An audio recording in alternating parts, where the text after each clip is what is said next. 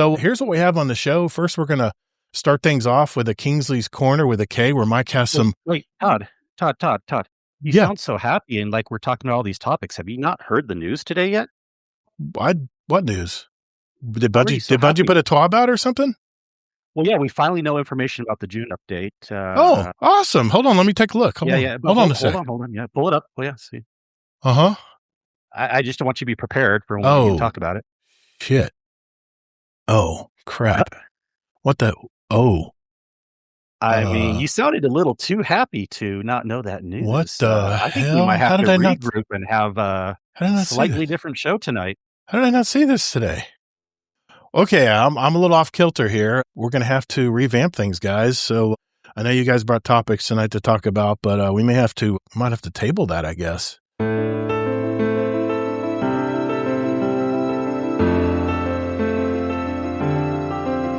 We're a weekly gaming podcast where our mission is simple: to bring to light and discuss topics that have an impact on our gaming hobby, and at the same time, highlighting our diverse gamer community, also remaining dedicated to our origins. Guardian down. Join me, Todd the Gator, and my co-host Kingsley Mack as we invite a rotating list of guest co-hosts every week to join us at the Guardian Down Roundtable. And now, let's get to it. What's up, Guardians? Welcome to episode 357 of the Guardian Down Roundtable. Our mission's simple. We talk about topics and news that impact our gaming hobby, all while keeping the focus on our community. We're the podcast that invites a rotating list of guest hosts every week to join us at the table. We go live every Thursday night, 9 p.m. Eastern Time on my Todd the Gator YouTube and Twitch channels at TODDTHEGATR, as well as our Discord live stage. And once a month, we invite a new member from our Discord community to pull up a chair and share their own story with us. And tonight is that night. We have a brand new guest with us tonight. We are a live video show, but we have an audio version available every Monday morning on whatever podcast apps you use out there. We love the live shows, but we love interacting with our live chat. So if you have some input tonight, jump in, give us your input, or if you have a question or whatever it may be, don't be shy. Write it up in the chat, whether it's in Discord, Twitch, or our YouTube, and we may mention it on the show. Let's start out by saying hello to my co-host, Mr. Kingsley Mack from the great state of Utah. How you been, Mike? How's things going, man? Hey, I'm doing good. The weather's pretty good over here right now. So, yeah. Very nice. Very nice. It's good to know. Nothing to complain about in that aspect. Yeah, it was 90. We're pretty much in summer here in Florida, so same old. The humidity's not quite as big yet, but it's getting there fast. Let's talk about our guests tonight that have showed up and are going to talk with us tonight. Our first guest co-host is back for his second roundtable appearance. He's a dad gamer that's been involved in our community for over 2 years now. You can hear his first interview with us back on episode 261 from June of 2024. He's a veteran Marine and is our lone dungeon champion patron from the great state of California. Please welcome back to the table, Mr. Deadpool 1 Merc. How you been, man? Been good. Thank you for having me here. Yeah, man. I appreciate you being on tonight. You got a really good topic tonight. I can't wait to talk about it. For our second guest co-host, he's here for his very first roundtable appearance and part of our new community member episode. So we'll get to know him better later on in the show. From Brooklyn, New York, please give a warm welcome to NYC, or what I like to call him, Necromancer. How you been, sir? Hey, good. How are you? Very good, man. Very good. You had a good topic tonight, too. I can't wait to talk about. So here's what we have on the show. First, we're going to start things off with a Kingsley's Corner with a K, where Mike has some... Wait, Todd. You sound so happy and like we're talking about all these topics. Have you not heard the news today yet? What news? Did Bungie put a TWAB out or something? Well, yeah, we finally know information about the June update. Oh, awesome. Hold on. Let me take a look. Hold on a second. Hold on. Yeah, pull it up. Oh, yeah, see. Uh-huh. I just don't want you to be prepared for when we can talk about it. Shit. Oh, crap. What the... Oh. I mean, you sounded a little too happy to not know that news. What the I think we might have to regroup and have a slightly different show tonight. How did I not see this today? Okay, I'm a little off kilter here. We're going to have to revamp things, guys. So I know you guys brought topics tonight to talk about, but we might have to table that, I guess. Well, we'll do what we can, but this is huge news. So I don't know. Is it really huge news? I don't know. I don't know if it's huge news. It's nothing big. Over. We're done. It's probably another lame twab that Destiny puts out, probably talking about emblems or something.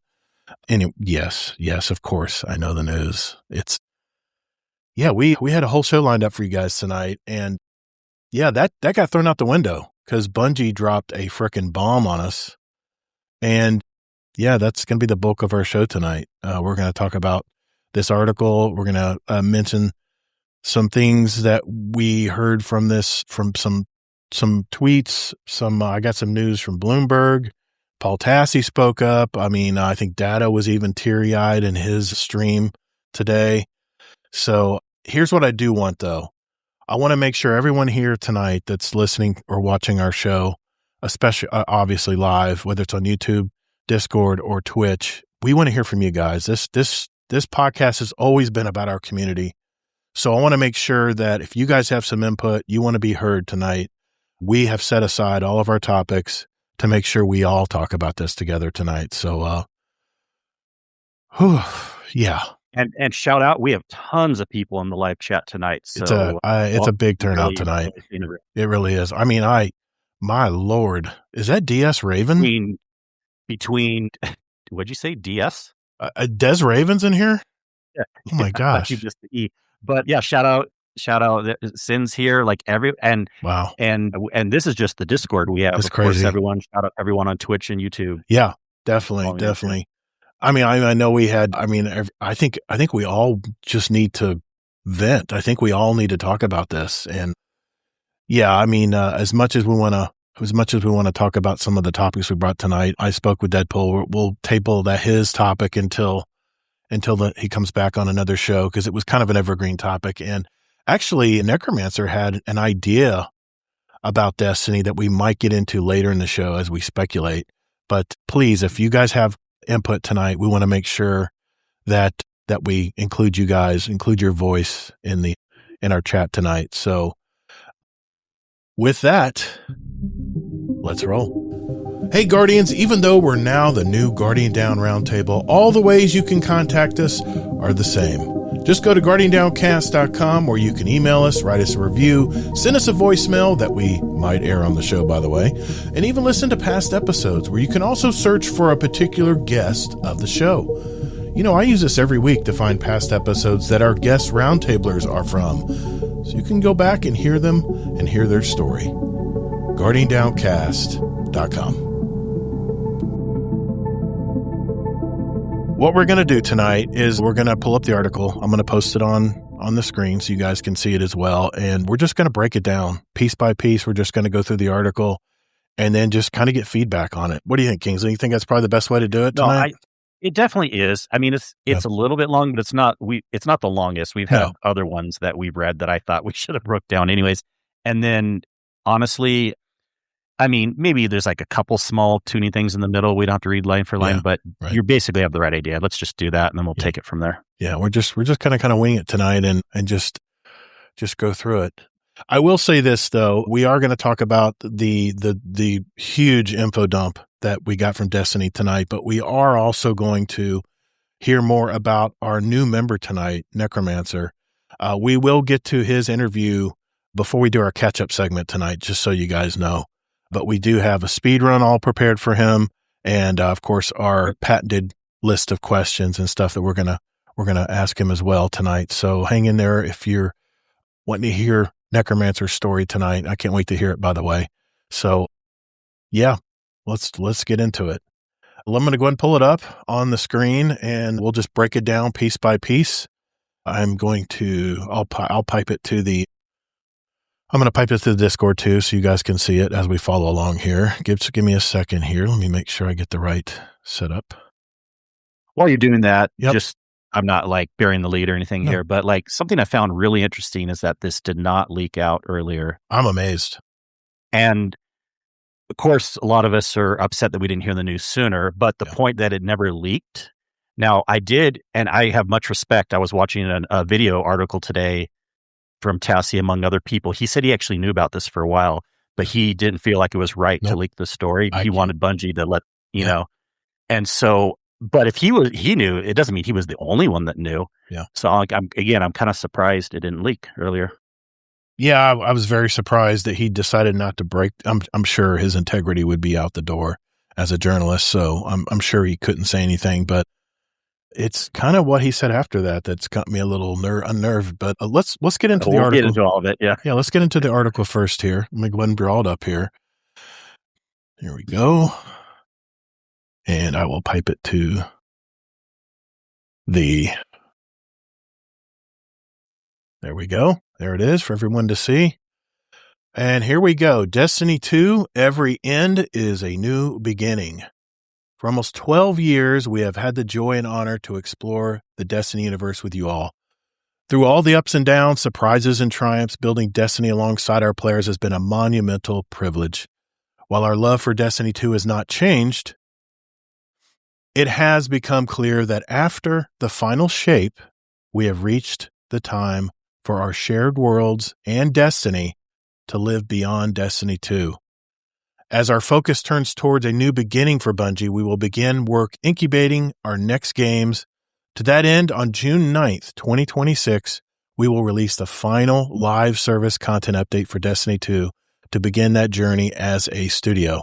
Though active development may be concluding, we will ensure that Destiny 2 remains playable just as the original Destiny is today. Many changes in this final update will aim to ensure that Destiny 2 is a welcoming place for players to return to. We're proud of Destiny 2, the places it took us, and the legacy it has created. Because of you all, our universe is vast, built on years of shared stories, adventures, and victories. From the Cosmodrome to the Pale Heart to the Lawless Frontier, we have forged lifelong memories and friendships with you all. We are incredibly grateful to everyone who has made that journey with us from the deepest part of our hearts. Thank you, and we'll see you in the stars. Well, that's quite an opening paragraph, to say the least. There's a lot of cryptic language, at least in my eyes there. And you could say that maybe this is copium on my part, but what do you guys think of that? I mean, what was your initial impression, Kingsley, when you first heard that, man? Yeah, to me, the most interesting thing was just, and this makes sense, but how they use the word, very specifically the words that it'll be their last live service update. I think that's very important to remember because getting still some more content here, and the fact that they're still actually selling the game, they can't shut off the servers, you know. Again, they could shut off the servers a year from now or whatever, but it's not like, we do have to remember that the game is dead with getting updates, but the game is still playable. The game is not dead, not being able to play. So that's just basic level 101 that people need to realize just in case they're not up on the news. What do you think, Necromancer? What do you think, Necromancer? I know you're Destiny exclusive. All you play is Destiny, the Destiny game. What did you think when you heard this news today? Disappointed. You hate to see it end, but I read pretty deep through this more than once. Yeah. And it looks like they're bringing a ton of new stuff in right now. Yeah. Changing the way things are working. So, you know, it's not quite the struggle it is currently. It looks like it's going to get a little easier to get accomplishments done and do things. And even though, you know, a lot of these Sherpas have got everything, and so they're really playing for the friendship and the entertainment and actually giving to people like me who don't have everything. I could play this for another 2 or 3 years and probably still not have everything. Yeah. There's plenty of here for me. I know for a lot of these guys and women, there's, you know, they've run out of things to chase. Yeah. Yeah. Yeah. We'll definitely going to get into that part. Definitely. I just wanted to know your initial impressions. What do you think, Deadpool? What do you think when all this dropped, man, today? To be honest with you, I was not thinking they were going to drop anything today like the last few times. You know, they actually promised it last time, or last week. Yeah. And we didn't get nothing. So when it dropped, I was like, what the hell? But it was bound to happen. I feel like the game was slowly coming to an end anyways, because a lot of people were saying, well, it's the end of the game, final shape, you know. But it was a shocker to see this actually. So, yeah, I'm curious about that point, Todd. Like, good. Whether whatever you want or not, do you feel shocked that it's happening right now? I'm going to be straight up with you guys tonight, all right? I'm not going to really spare anybody's feelings or anything. I wasn't surprised in the least. Because here's the thing. I'm always thinking to myself during the day when I'm out there in the hot sun spraying lawns and treating pest control, doing all this stuff in the heat, thinking, what could Bungie add to Destiny 2 that would get me excited to play again? And Kingsley, I never could think of anything that would get me excited to play the game other than an entirely new game. That's the only thing that got me excited about playing Destiny. There was nothing they could add to the existing Destiny 2 game or story or whatever it may be that could get me, back to where I was at that level where I didn't look at any other games. I just played Destiny. That was it. Well, what did you think, man? Well, was this a I'm surprise? a little surprised it happened right now. I thought what was going to happen was it wasn't going to be that much further. I was, if you ask like predictions that I've made in the past, I thought we would maybe get one more year of content, but they never sold it ahead of time, so they could still take that away, which they did. But what I thought would probably happen is we would get this update June 9th, and then like a month to 3 months after that is when we would find out. So it just moved it up in my timeline a little bit. I guess I was just, to be honest, not surprised that it's ending particularly, but surprised right this second because everyone was starting to speculate too that the update was going to be delayed. I'm telling people, no, it's not going to be delayed. No. But instead, we found out, correct, it's not delayed, but it's the last one. It's coming out the same week as the new season in Marathon, just like the two games are pre-existing. Necromancer, Deadpool, were you guys surprised, or was this kind of like just a fitting in to the game tonight? Deadpool, or why don't you start first? I had a feeling it was coming. I didn't think, like Kingsley said, I didn't think it was going to come this soon because like they didn't have anything else. There was no roadmaps, nothing posted about what's going to be happening after this next update. So I had a feeling something like this was going to come, but it was a little bit of a shocker for it to come out this early. Yeah. But like Kingsley said, I was expecting it to be a little bit later, like maybe after they brought out the update, but Necromancer, you want to add any comment to that? Well, mine kind of goes to the comments we made backstage about new player experience, and I actually thought they were actively working on maybe incorporating some kind of AI into the game. Right. The new player experiences, I don't know if you want me to do this now, but the new player experience has always been bad. Yeah. We'll get into it. We'll get into that part later. But no, I just want to I just was curious if I'm sorry, I'm not trying to direct how you're talking tonight. I'm just trying to keep us on the rails because I know this can easily get off the rails tonight. I'm just trying to be the conductor tonight. Just if you saw it coming, or were you like totally shocked when you heard the news today, or kind of fitting in? Oh yeah, I didn't think this was going to be again. Okay, definitely not. I got you, man. I got you. Okay, well now that we got that out of the way, let's read the next part here. Destiny 2: Every End is a New Beginning, which I already read. Destiny 2, Moment of Triumph. This is what they're going to be dropping. This is the new name. Yeah, it's called Moment of Triumph. Yep. Instead of Shadow and Order or anything else. I mean, it makes sense because it's the final thing. Exactly. The article's not huge, so I'm just going to read it verbatim tonight. Since Destiny 2 launch, Guardians have turned back the darkness, defeated gods, shattered blades, banished nightmares, outplayed Savathûn at chess, and forged legendary stories across the Sol system. On June 9th, Destiny 2 Monument of Triumph will be available to all players. We're inviting all Guardians to take part of the celebration of these accomplishments. Legends, Dredgens, Renegades, Conquerors, New Lights, and everyone in between. And they have a really nice graphic here of like a big party at the tower here with a Monument of Triumph. Each year since launch, Moments of Triumph celebrated highlights from Destiny 2's most recent chapter. This time, the Moment of Triumph update will broaden that celebration, bringing together experiences from across Destiny 2. Legendary marks return from ages of triumph past, earned by completing a game-wide array of triumphs. They will grant access to a vast selection of free armor ornaments, accessories, weapon engrams, and more. An additional title and armor ornament set awaits those who range widely in their deeds, immortalizing your legacy in Destiny 2. But this update has so much more to offer than the Monument itself. Let's stop there.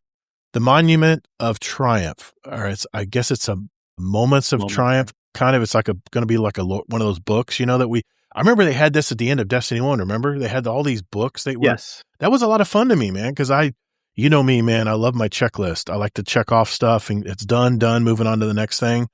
What do you think about this, Kingsley? Well, yeah, but certainly it's a little less fun this time knowing there's not something coming like a Destiny 2. Yeah. Because when we were doing it in Destiny 1, we were looking forward to the next game. But just on that exact point, and it probably won't be a book like Destiny 1. They'll do it in Triumph style, but we'll have a huge list of triumphs that you can do and everything like that. And typical stuff, how Bungie's done when they end the games. And on this fact alone, this is probably something I will be the least interested in of the stuff that's coming out, unless there's some interesting content that goes along with it. Right. If they say, like, go to this interesting corner of the Cosmodrome that we haven't been for like 10 years and find some cool thing that we never knew was there, I doubt it'll be that, unique if they have stuff like that. But if one of the moments of triumph is like, do 10 more Crucible games, like I've already done 10 more a million times in my life. So hopefully the writing will just be depending to see what they do with that part. I mean, I'm excited about other things coming out, but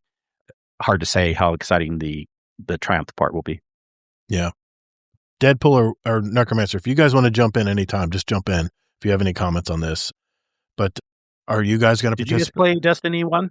Yeah. At all? Did you guys? Are you Destiny 1 players? Deadpool, were you?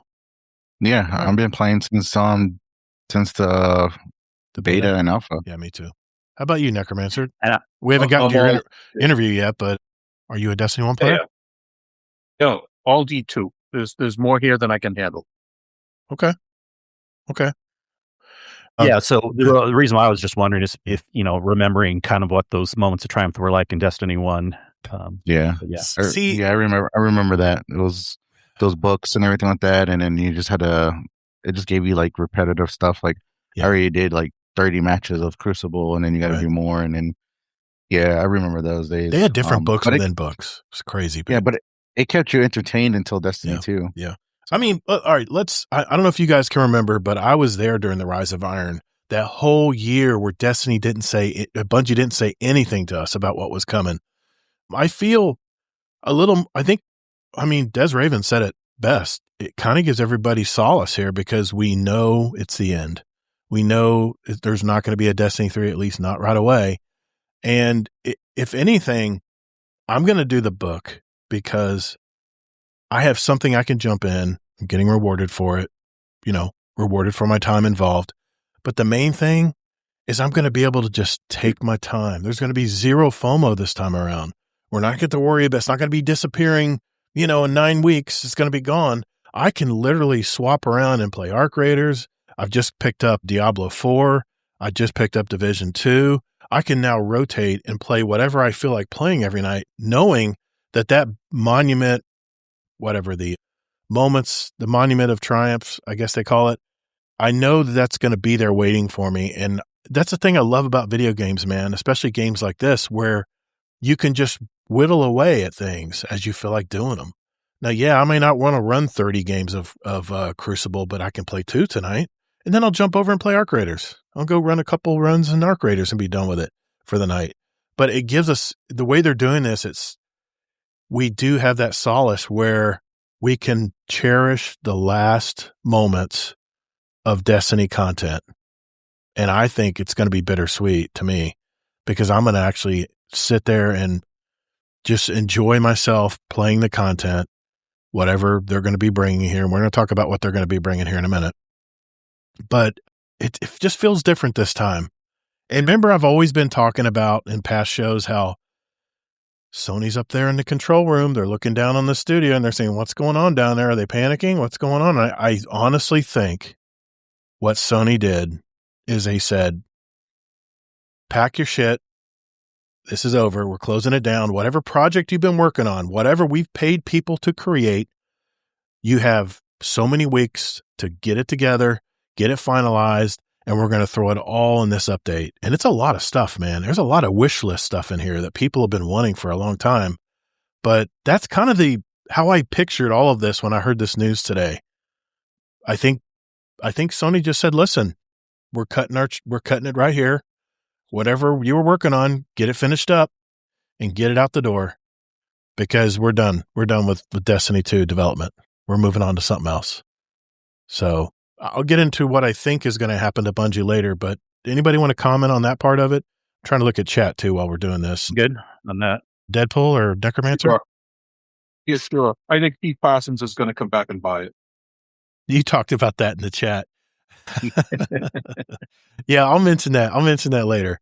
Yeah, because I think it was Bleahy had a comment about will Sony shut down Bungie, and you came in with a comment. You had an example, in fact, where someone sold the business, and then as the founder, and then when they tanked the business and it wasn't worth anything, he came back by and bought it for like, I don't know what, 10% or something of what he bought. Well, I think it was sold for $700 million and repurchased for $6 million 2 years later. Oh my God, and I know the guy. He's a customer. That's crazy. He's retired now, but I've sat in meetings with him. Yeah, and that's crazy. He did real well for himself, space station and all. And I got to thinking. I said, why? I know. I honestly think that Noseworthy and Smith, I think they saw the writing on the wall where Bungie was headed. And I think they just said, you know what? We're gone. We're out of here. I'm really surprised we haven't seen any projects from them lately, because, I mean, come on, man. Smith has that mind. Well, they left, and a lot of people started going downhill because of Pete Parsons. So I hope he's not the one that buys it back. Everybody likes to blame Pete Parsons. Pete Parsons, I think he was the cheerleader internally for the company. He was trying to keep people pumped up, but I think he saw the writing on the wall. No, I heard a lot. You heard a lot? I heard a lot of the other side. I have a completely different take on this. Okay. A majority of employees did not like him. Okay. Corporate buyouts usually have your executives sign 3 to 5 year contracts that they'll stay on. Mm-hmm. He got his money. He decided he wanted to buy cars. Good for him, man. It's his money. He got his money. Do whatever he wants with it. It's his money. I wouldn't have flaunted it in front of players. And the cars has nothing to do with what I'm saying. Yeah, just people don't like him. Okay, go ahead. Continue. If you look when he left, it was 3 months and 3 years and 1 month. That is true. Almost to the day. That's true. He left because his contract was up and he wanted to go have fun with his money. Yeah, think about it. How much of the original Destiny team is still there? I know a lot of the Crucible Destiny team went over to make Marathon, but I'm really curious how much of the original team that had the creative drive to make these Destiny worlds, how many of those people are still there?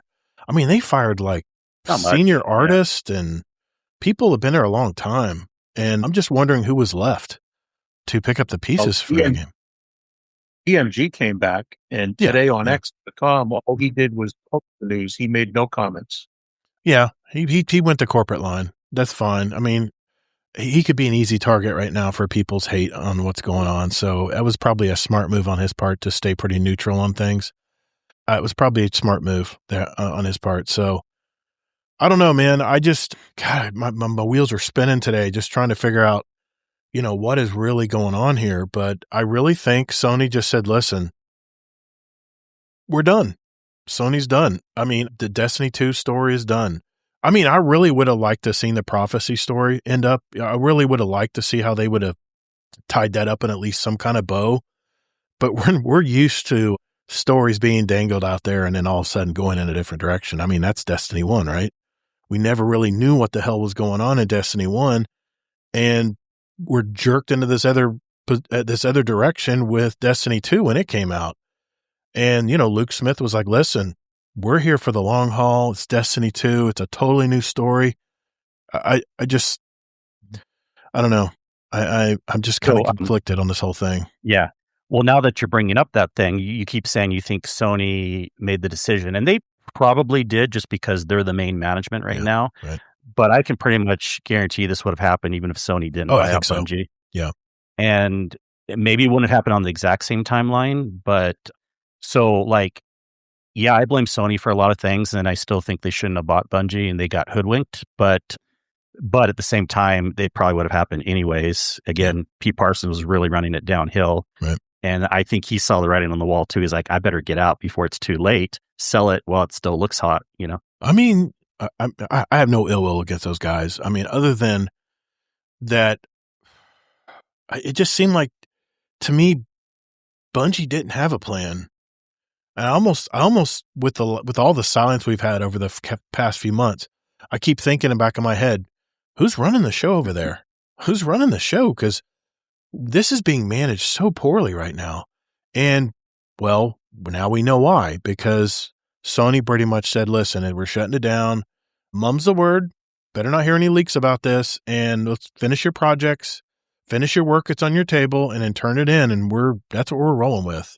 And that's kind of the way I feel this update is. Go ahead, Necromancer. Don't forget, though, they consumed Bungie. They split it into pieces. Yeah. They absorbed X number of workers into their own labs. They got the technology they wanted about live game service. And, so Destiny's devalued now, but a lot of the pieces have been taken and consumed, and, that value was transferred. Yeah. Yeah, I agree. I think that what they did is they wanted that live service aspect. Sure. And who else did it best besides Bungie? Bungie's been doing it good. You got World of Warcraft that does it good too. But it's easy to get Bungie when they were putting up for sale and then things like that. And now they're like, we got all the technology we need. Now we know what we need to do for any other live services. And who knows, what if they would have got Bungie before Concord? Yeah. Concord could have probably survived if they would have known a little bit better or had the same technology, some of the stuff, even though Concord really didn't come out, but, I want to read some comments here from our Discord chat, but I do want to say this first. And this may be a hot take, but I honestly think Sony buying Bungie was a gut reaction. I think it was a reaction because if you remember at that time, Xbox was buying everybody up. I mean, all the big studios and stuff. And I think, and it could have been from poor information that, the heads of Sony maybe got muddled information, but back then, there were other people in charge back then. I think they had a little bit of FOMO themselves. I think they feel like they needed to grab some of these studios up before Microsoft took them all. And, back then it was still a console war going on. There was a lot of competition still going on. There wasn't there weren't games being shared in each of their ecosystems like there is now. But I really think whoever was in charge of PlayStation, was that Ryan? I think it was Ryan. He was really, really hot and heavy on live service too. And who was the best at live service back then? It was Bungie. Bungie was the best at live service. I really think Ryan said, listen, he probably talked to the head people at Sony, and this is all speculation, of course, and said, listen, we got to act now. We got to grab Bungie. This is an iconic studio. They do live service the best. We have this huge plan to release all these live service games. We need to buy them now before Microsoft makes a move on them. And if you remember, Phil looked towards Bungie, but I think he knew a lot more than what Sony knew about the studio. And I still think that $3.6 billion that they paid for Bungie, I think that was literally a reaction from what was going on with Microsoft trying to swallow up the entire game studio industry. I really do. I mean, it's a hot take. I don't know. That was part of the .com boom. We've got a bunch of step and repeats here. That thing about Centuries Unlimited, bought for $700 million. 2 years later, it crashes. Bought back for $6 million. Right. You had the same thing going on with .coms. It was everybody consume everybody. Cisco was buying up everybody, and that's ended. And we got another one going on right now, and it's called the stock market. Yeah. The value of the stocks today are so much higher than the market value of a lot of these companies. Don't be expected if we have another crash that it'll be temporary. It won't wipe everybody out, but it'll wipe out the stock market for a bit. I mean, did you hear the latest news with the Switch too? They're raising prices because the investors didn't think they were making enough money on the console. Crazy stuff. The investors. Crazy stuff, man. I mean, anyway, stay on the rails, Todd. Another thing too, Todd. Yeah. Who owns Activision? Blizzard. Microsoft. Well, Microsoft now because they own Blizzard. And Yeah. they could have got some intel from the Activision folks. Exactly. Activision, they owned Bungie for a short time there, and they were wanting Destiny games like Call of Duty. They wanted them out every year, and Bungie was like, "We don't work like that, dude," kind of thing. And I think maybe, Activision might have given us some intel. Who knows? It's so easy to speculate what happens behind closed doors, but at least that's what I think in my head when I think about this purchase of Bungie. And as Amazing Taco King said in the Twitch chat, just need to hope at this point that they don't decide to cannibalize and shut down Bungie for resources. That's always been my fear, man, is that they're going to use the expert talent at Bungie and break them up and move them into all these other studio projects, Yeah. Some comments here. I want to make sure we include everybody in the conversation. Scarlet Maddie says, I totally feel good about the closure. I got today in the TWID. I'm no longer guessing at straws about the going-ons of the studios, and that's a good thing. Draconis, is it Drake? Sorry, your name's been curtailed. Honestly, fair enough. I can understand the mood. I was on Destiny 1 with Cross and Wolf and just got bummed out because of that post. Like, I actually got a little depressed. Des Raven, I can't say it's closure, but I suppose that's more personal reflection, disregarding personal shortcomings. I've got to connect with some amazing people. That's the thing, Raven. That's the thing, man. All of the memories. That's why I wore this shirt tonight. This was our very first official t-shirt. Hazel and I both had my wife made these. My daughter and my wife made these t-shirts. This is our very first t-shirt that we had for our podcast in 2019.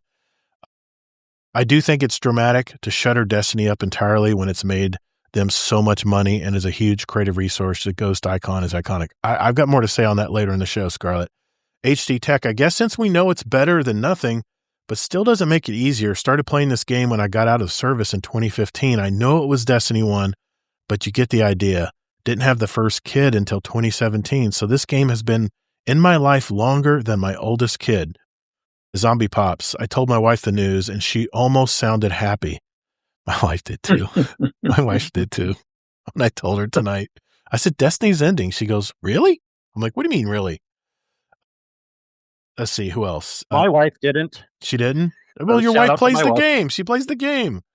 No, she doesn't play Destiny these days. But. Yeah. Kelvin's a little bit ahead here. Save that thought, Kelvin, because we'll talk about that later in the show. Yeah. The wording. The live service portion is ending. I'm telling you, man, we talked about this last week.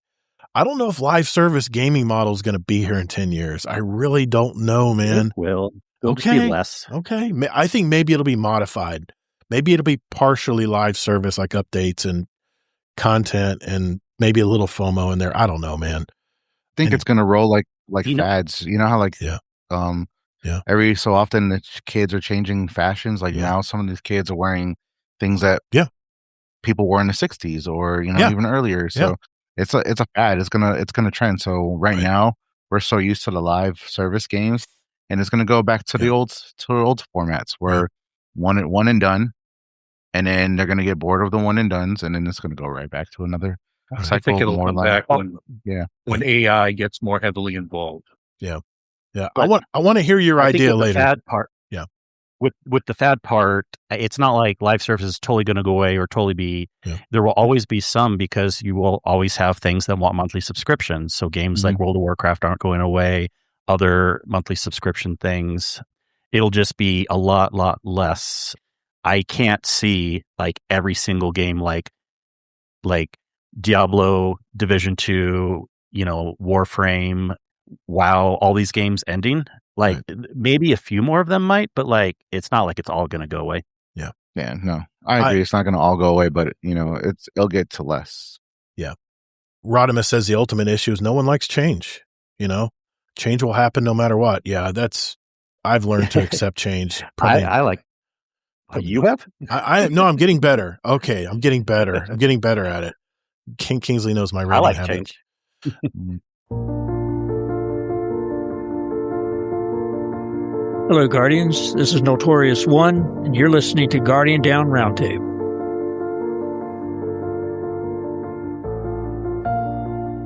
Yeah, here's the thing, and I guess we'll just talk about it now because everyone's talking about it in chat, and I'll forget. Mine ADHD will kick in. I'll forget all about it. Fine. Destiny 3, right? Bleehy says in the chat, he says, B. Leahy, I apologize. As our focus, he's quoting the article, as our focus turns toward a new beginning for Bungie, we will begin work incubating our next games. In other words, he's saying Destiny 3. So that's the $1 million question, right? Everyone saw this news tonight. And they saw that very cryptic message about see you in the stars and all that stuff in the blog this week. What do you think, guys? You think there'll be a Destiny 3? It's I get the thought because everyone's going through maybe different stages of grief. I'm already on the don't care apathy side, but that's terrible, man. But no, it's not terrible. All right. I can have fun with the game with what it is, and if they keep it going, I'm happy. If they stop it, I'm also happy because there's plenty of other things to do. So saying that was a little extreme, but still, I'm living my life chill. I'm not stressed about I'm this. sorry. I mean, I'm not calling you out, man. I was just joking around with you, really.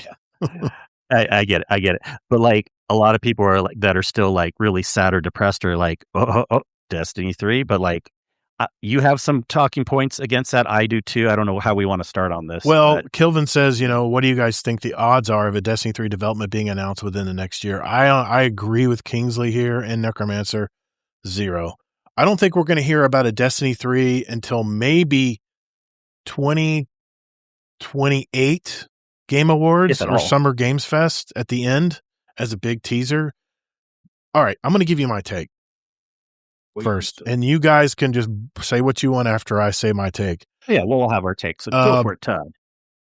Bungie made Halo, probably the most iconic franchise in gaming out there. People, if you had nobody knows about gaming and you say Halo, people go, "Oh, okay, yeah, that game. I remember hearing something about that game."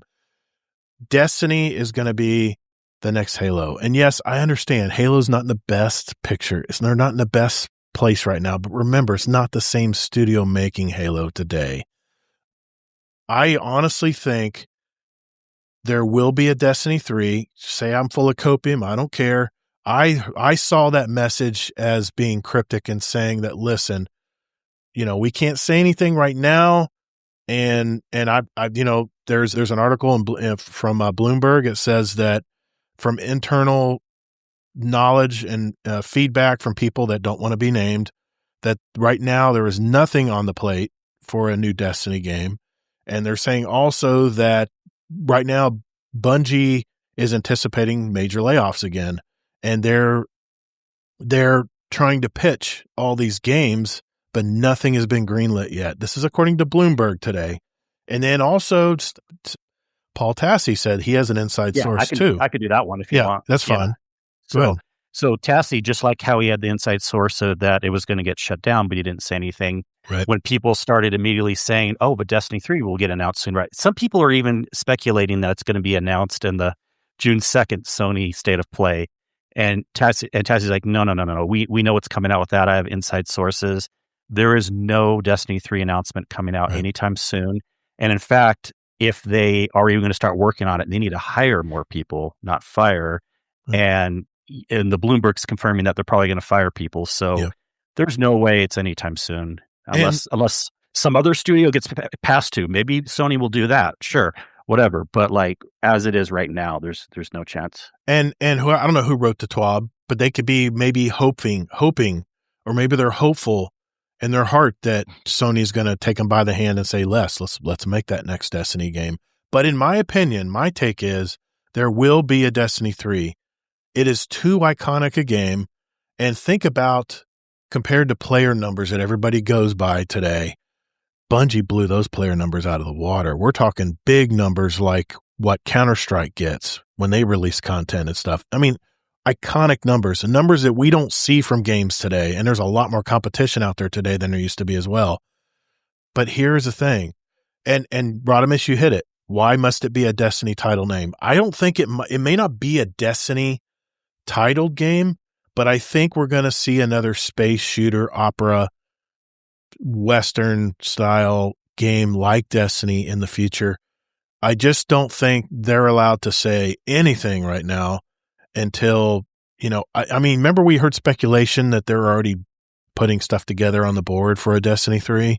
That all may be hearsay, who knows, but it would be in Sony's interest to recapture that money that they've invested into the Bungie franchise, into the Bungie company, the developer. It would behoove them to get that at least one more game, one more Destiny or Destiny-like game, Rodimus, where they can get those multiple $1 million, that big hit. Because here's the thing, guys. We're all getting older. We all grew up with this game from Bungie. And what's the one thing that the movie theaters and everybody's doing right now? It's all about the member berries. That's what makes money at the box office. Devil Wears Prada 2, like opening weekend was like $150 million. That's only because of the name. And so I'm just going to say it's on the record. They will come out with another Destiny type game in the future, but I think it's going to be, if you were to, hold it to me on a date, I would say we would hear something at the Game Awards at the very end, like we always hold out for, that there's some great game. I think it'll be 2028 where we'll get a teaser. But here's the thing. Bungie has to make a game that blows everything out of the water like Destiny did back in the day. They've got to think outside the box. But can you imagine a Destiny-type game on a PS7 or a PlayStation 6 or whatever may still be out by then? What do you think, Kingsley? What's your take, man? Okay, you kept adding so many points. Sorry, man. I will pile it on. I'll pile it on. I just got so much to say about this. We don't need a PS7 to have a better Destiny game. We need a new engine to have a better Destiny. And we talked about that with Marathon, how quickly they've been able to adapt stuff. Yeah. There's so many points there. I know. It is a different topic. We're talking about another Destiny versus a different game. Because if you're making the point, the recognizability in the IP, then it needs to be another Destiny game. Yeah. But if we're making the point, any other new game, then that's slightly different. Also, if the IP is that important, then why are they stopping it right now? You know what I mean? I still think there's a chance that there won't be another Destiny 3, and then on the point, just my opinion, I would rather a newer type game, something different, like another sci-fi looter shooter. But I think at this point, and especially if it's going to be like many years down the road, do something totally new. Yes. And even for 2028, they're going to have to hire a lot of people. So until we hear that's happening, there's nothing coming really. They've got 12 years, Kingsley. They've got 12 years of player data. And to hire people. Well, yes, of course. I think that'll happen. It'll boomerang back, I think, if they do decide to make that after they fire everyone? No, I mean, I think it'll boomerang back where they decide to greenlight something, and you'll see the numbers start to build again. They're going to have to hire more people. But why would they though? If Marathon's not making much money and they're firing everyone, we don't know we don't know the structure right now. We don't know whoever is taking the place of the old Destiny team.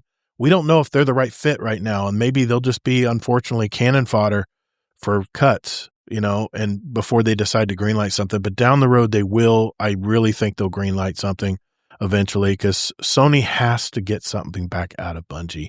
And it ain't going to be Marathon. It ain't going to be Marathon. Saying something's a little more vague. I agree that they'll have something, but who knows what. But it'll be a Destiny. I mean, let's say that it's not Destiny, but all of a sudden you see Zavala in the scene.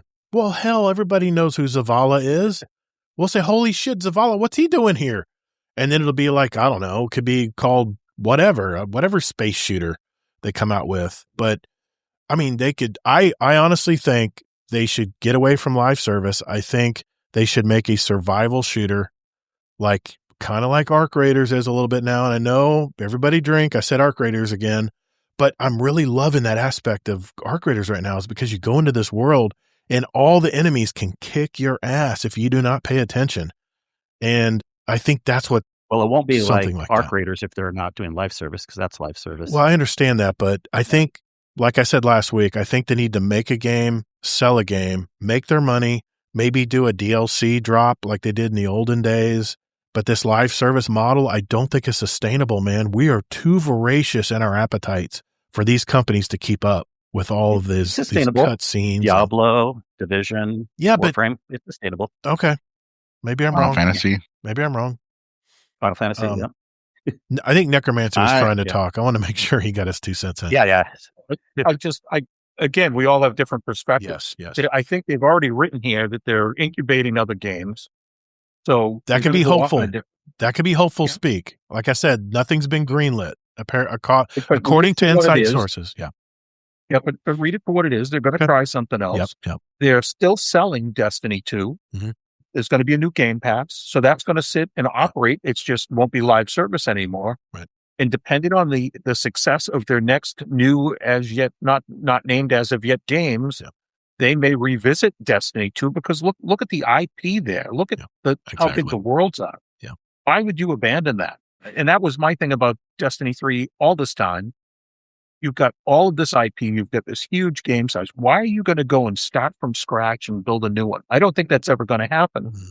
But again, you don't know how AI is going to play with all of this. And you could see a 5-year period or an 8-year period where D2 just is a game that exists on its own. And all of a sudden they revisit it and announce new content. That's my hope. And I do. Yeah. I think way down the road, and then they'll definitely need more employees too. But go ahead, Deadpool. I think what they're going to be doing is focusing on their new IP, which is Marathon. They're going to take these people because they did promise for the Marathon people that they were going to start doing PvE stuff and separating all this stuff. So they're taking some of the people from Destiny, going to put them over there so that way they can help out with Marathon. Sure. And then eventually, maybe in 5 years from now, they might entertain a D3. Mm-hmm. But right now, I just think that they're trying to invest on what they got right now because they probably don't want Marathon to fail. We just came out for a new game. Sony's thinking, hey, maybe we already had so many failing games. Mm-hmm. What can we do to save this game that just came out that we're expecting to make millions off of? Right. But we're not making anything off of it. And right now we have a game that nobody's really playing because it kind of ended the story in a sense. So what are we going to do to help alleviate that pain that we're going through? Right. I think they're going to focus a little bit more on Marathon, try to help it do better. And then, like I said, in a couple of years, Destiny 3 might be in the talks or maybe something new. Yeah. Remember, Destiny 2 is not a failed game. It's come to an end. Oh, sure. But it had a great run. Sure. Mm-hmm. Yeah, I agree. And I think Blink said it in last week's question. He said, what if the Marathon is the one that carries the torch for PvE until the next Destiny iteration comes out? Maybe it's Marathon's turn and they're part of the Bungie studio that carries on the space shooter genre. And I think we talked about that last week, but you said ick, I think, Kingsley, was your exact words. Or ooh. Or no? Well, that's just personal opinion. Like, even if they add a lot of PvE to Marathon, it's not going to interest me because it's just still an arena shooter. I want a full big world looter shooter RPG MMO style game, not an arena shooter or PvE. Dadbot Hero says there are several reports on X that there will be significant layoffs at Bungie within the next month, and there's no current development for Destiny 3. Yeah, we were just talking about that. Yeah. And Scarlet Maddie, I guess that's the point of a community. The game could stop being updated, but a place like this, the GDC is forever until someone gives it up. And I was just going to say that toward the end of the show, but we're going to talk about what they're going to be dropping here, and it's a lot. This is content for months for our raid team, Kingsley. I mean, we're like putting ideas together now that we finished the Salvation's Edge final boss. What are we going to do now? What can we do to shake things up? Well, we got a ton of stuff coming where we can shake it up. We can do SRL one night. We can do, obviously we got the Pantheon coming up. We'll talk about that in a sec. A lot of stuff, man, that we'll be able to do on the weekends with our normal raid group, our team of 6. And until Sin gets too busy. Exactly. We'll have to, then we'll have to, we'll have to pay him a premium to quit work early and come home and play. Raven says, hopefully live services as a fad was just fully crash out. There's people that do it well, and there's basically what Kingsley said. Paul said it wasn't a Destiny 3 out. Live service games. You sell the consumer a product, and then every blank month they give you more money. Why would anyone let that die? And that was, just to be honest, that was part of Deadpool's topic tonight, which we'll tease that because we'll talk about that in another show. Geez. Yeah, Bleehee. So I think Green is people and Marathon will be Destiny 3. We've seen the crashes. Bungie had a hell of a run with Destiny, and somehow Warframe just keeps gaining steam. That is true. It's because they are so community centric, and they literally just make the game for whatever the community wants. I've heard so much good feedback about that game, but I get seasick playing it. So I think the next thing we'll hear from or about Bungie will be layoffs or the scrap it and just keep the name. Danger Power says they don't need another Destiny game. Go ahead, Deadpool. I think there's a lot of good games out there that actually have been lasting a long time, like World of Warcraft, Final Fantasy 14, which is another online game. They've all been lasting for a long time, and I think that all it is just Sony wants to go into a different direction, possibly. Yeah. So, like I said, it did have some failing games. I'm not saying Destiny failed. Yeah. Destiny was actually an amazing game. I love Destiny. I still play it. It's the longest game I've ever played, and I'm still playing it. I'm over the 12-year mark now. I played it in 2014 after I was burnt out from Call of Duty all those years. It was game changer from Call of Duty. I was going to give up. I was going to give up live. I was going to give up gaming, multiplayer gaming. I was actually going to take a break from gaming, and then I saw that damn teaser about Destiny at it wasn't the Game Awards back then. It was that other spring thing. It's closed now, but the whatever, you know what I'm talking about, where they preview the games and stuff. Kilvin says, I agree, it doesn't need to be a Destiny game, but I can't see Marathon carrying the studio. I mean, it took them a long time to escape the Halo shadow, says Raven. They'll remaster Destiny in a few years when it hits 20. That's an idea, Zombie. We've talked about that. Danger Powers, hell, Capcom came out of nowhere with Pragmata. Bungie has the resources. Can that come up with an unknown IP and do it right? Dadbot Hero, guys, crazy thought here. We had Destiny 1 and Destiny 2 launch, thrive, and fail before we got GTA 6. GTA 5 launched in September of 2013. What are you saying there, Dadbot? I wouldn't say Destiny 1 failed. There was a specific plan to end it and start Destiny 2. There was a plan to go into Destiny 2 after they made Destiny 1. They were already working on the next game. Destiny Sin says Destiny Rising is basically Destiny 3, Destiny-style Smash Brothers, Forza 67 Sparrow Racing Edition. Leahy says, just wait until the Traveler shows up in the skies of Tau Ceti 4. Oh, shit. Yeah, I could see that. Trying to skim through them here. Live service games are not sustainable unless some miracle computer scientist invents some kind of AI that can do lots of the work. I'm telling you, man, I keep seeing, Arc Readers is dealing with this right now. They're live service. Everybody drink. They can't keep up. People are dropping off the game because there's nothing left to do. I'm still in the honeymoon period because I'm still trying to do stuff on there, but I can see where the end of the line's coming for me, where it's the repetitive loop is not keeping me engaged. So I can see how that goes out there. So just trying to make sure I didn't forget anybody's comment here. I will say on Marathon, they're inching closer to an MMO. They're adding a social tower like Space sometimes in or after season 2. So that's neat. If anything, I think you see a tiny bump for Marathon purely out of support for the studio. My optimistic brain tells me. Yeah. So, lots of input out there. I just make sure I want to include everybody's comments tonight since we're all talking about this. So, E3, thank you, Amazing Taco King. Yeah. Back then it was called E3. There was no Game Awards. So there's another thing I thought about too. Like if they kept on going with Destiny 2, they would still have to support PS4 and all the other old gen consoles. So maybe this is their way to break away, so that way they can. What's what Destiny 2 did? IP, yeah. So that way their next IP just focuses on all the newer consoles or all the newer stuff. Because can you imagine? I was told to do that years ago. They should have. Yeah, they should have. Years ago there was an issue. It was called COVID, and there was a chip shortage. That many years ago, but there was a chip shortage, and there wasn't a big availability of PS5s. I still think that's the reason why they kept the PS4 in line. That's like 6 years ago now. Okay, maybe 5. 20. Damn, it is. Damn, I'm getting old. Shit. Okay.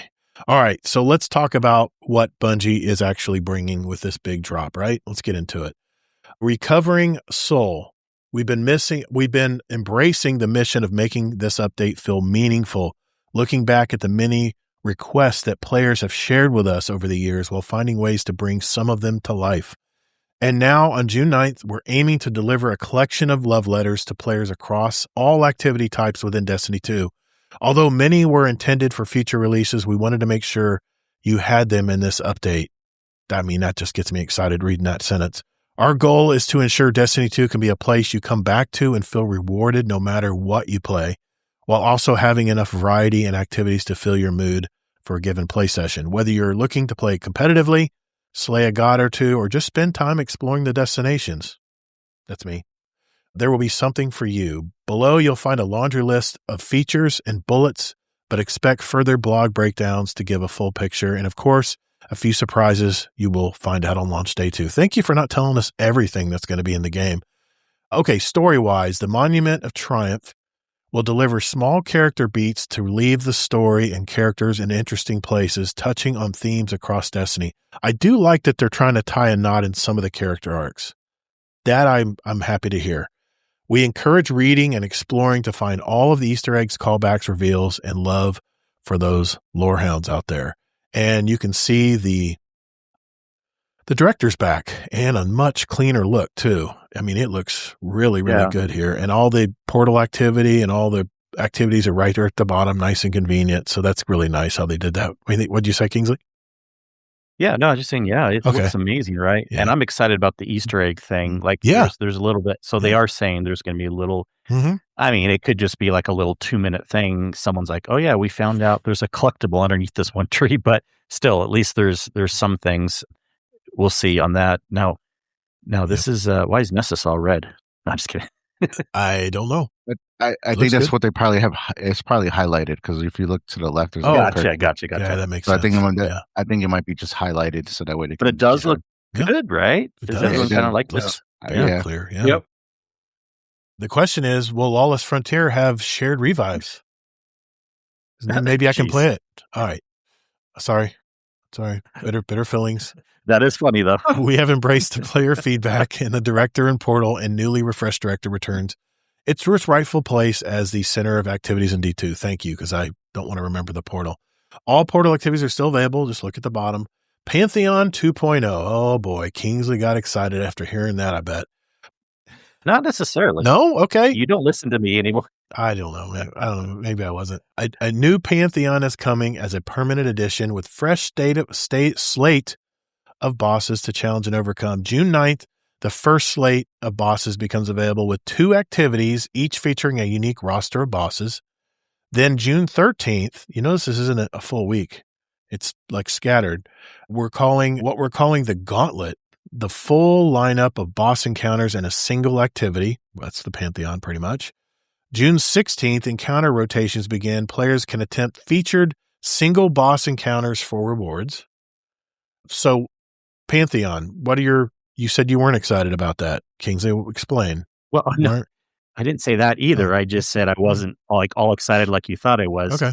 I've been saying for a while on the show that I'm not as interested in doing the Pantheon hard level stuff anymore this time around. Yeah, we talked about that last week. If Pantheon also means, or even forget Pantheon for a second, I hope that the bosses coming back, the ones we haven't had, like Galron and all this stuff, I hope we can play them on normal versions too, for my sake and for other people's sake that don't want to sweat and do the hard, crazy Pantheon stuff. I hear you. Please, Bungie, go please. Well, but if all we're getting is a 2.0 of like the super hard stuff, remember, everyone who hasn't experienced the other Pantheon, even the first week was like harder than a hard level raid of normal raids. So this isn't for an average player. Right. So I hope they have a normal version too. Yeah, that's why I didn't really do the original Pantheon. I didn't do it too much because like I never raid with the groups I went through. It was so challenging, and I did I think 1 or 2 with Zebrak and a few of the I did a week 1 community. Yeah, and we got past 2 of them, and then we got to the planets, and I think the planets we just kept wiping and dying, and I was like, yeah, this is enough for me. If they want to make this friendly and have more people in, every one of these activities should be set up with the expert, master, ultimate. All of those should be selectable for whoever's going in. Yeah. Yep. I hope Necro, that they do make a normal version of the raid stuff too. We know the regular raid stuff where they're bringing, and you'll talk about this, Todd, weapons and stuff. You can do that on normal modes, but I hope the Pantheon will also have a normal mode. And yeah, you can't do the normal mode for competing or getting the better stuff, but please let us do these returning bosses that people haven't had a chance to experience on a normal mode. Well, yeah. If you do a normal mode, it'll be like a teaching moment for other people. Exactly. That didn't get to experience all this. Yep. The first thing I thought about with Pantheon is this is something our raid team can do on the weekends. Let's go through the gauntlet. Of course you did. Yeah. I mean, but this is harder than Master stuff, Todd. And when we tried that. Yeah, that's true. Yeah. That's true. I mean, it took us a while to get through that final encounter on Salvation's Edge, but we did it. I mean, that's the fun of doing it. Hard mode. Yeah. No, that's true. That's true. Let's keep going here. Raid and dungeon loot updates. All raid and dungeon weapons and armor have been revisited to bring them to modern standards with full tier parity, set bonuses, new perks, and more. New perks, I like to hear that. Crafted weapons will have an upgrade path for tiers 1 through 5 and more information coming in a future article. Weekly featured raids and dungeons return, giving players additional opportunities for high-tiered rewards each week. We have all the details and specifics planned in an upcoming TWID. Destinations, a trip down memory lane. Destination weapons and armor have also been revisited to bring them to modern standards with full tier parity, set bonuses, new perks, and more. Again, new perks, that gets me excited. Some destinations will have distortions, as I think Scarlet Maddie was mentioning in the chat. They will have distortions, a new addition to bring more variety and a touch more challenge to your time planet side. Distortions also bring unique rewards to earn for participating beyond your slate of destination drops. So are we talking like ultimate public events here? Well, I don't know if it'll be just the version of more challenging. They might have a normal version of this too. Yeah, it's the wording is a little, I guess, somewhat vague on that. But I guess we'll find my out. theory on this is we were supposed to also get a little small activity with this update coming up, just like the last one got that lame reclamation activity or whatever that no one really liked much. I don't remember. I'm guessing this was the activity and they're just baking it in. I got you. Yeah. Okay. But we'll see what it is. And hopefully they have a normal version of it too. I mean, Deadpool or Necromancer, are you guys excited about getting tiered loot in the raids and dungeons now? Is that going to drive you to play, or what do you guys think? I don't know if it's going to matter. I mean, does it matter now? Are we going to get what is the bonus we're going to get for tiered weapons? Well, tiered weapons basically they've got rid of crafting for the most part, except for some of the older raid stuff. But the only reason you want to get a tier 5 is you get more columns with different roles and different. Make you feel better. It's still replacement for Pinnacle. It's still RNG, yes, but yeah. I'm getting a lot of that now. Why is that going to change? Oh, good point. They're just saying that it'll be a little more doable. See, kind of right now how it works in at least Desert Pep and some other things is like it is pretty hard to get a tier 5 drop unless you do the crazy hard mode in that raid. Okay. Or in some of the other raids, they just don't even have tier 5 at all as an option. So yeah, they're going to add it, but I kind of have a practical point of view myself. It's like, is it really going to matter? Look, I guess if you're still going to be the collector person that likes it, even after the live service part is done, then it's something to chase. I'm not saying someone shouldn't like that. But to me personally, and we always tell people this when we're raiding all the time, when we Sherpa people, you don't need to have certain weapons, tier 5 this, tier 5. The only time you need that stuff is if you're doing the ultimate content. And even then, it's way more important how good of a player you are than what weapons you have. It's just that when you're a really good player, you kind of just naturally have those weapons too. Yeah. So, they just fall. Trust me, people, you join our raids. It does not matter what tier versions of weapons you have. You'll be fine. You'll be fine. I mean, we played 0 to hero in a lot of raids and did just fine with basic weapons. Okay. Sandbox, new abilities and ability updates. Can I go back real quick? Yeah, go ahead, man.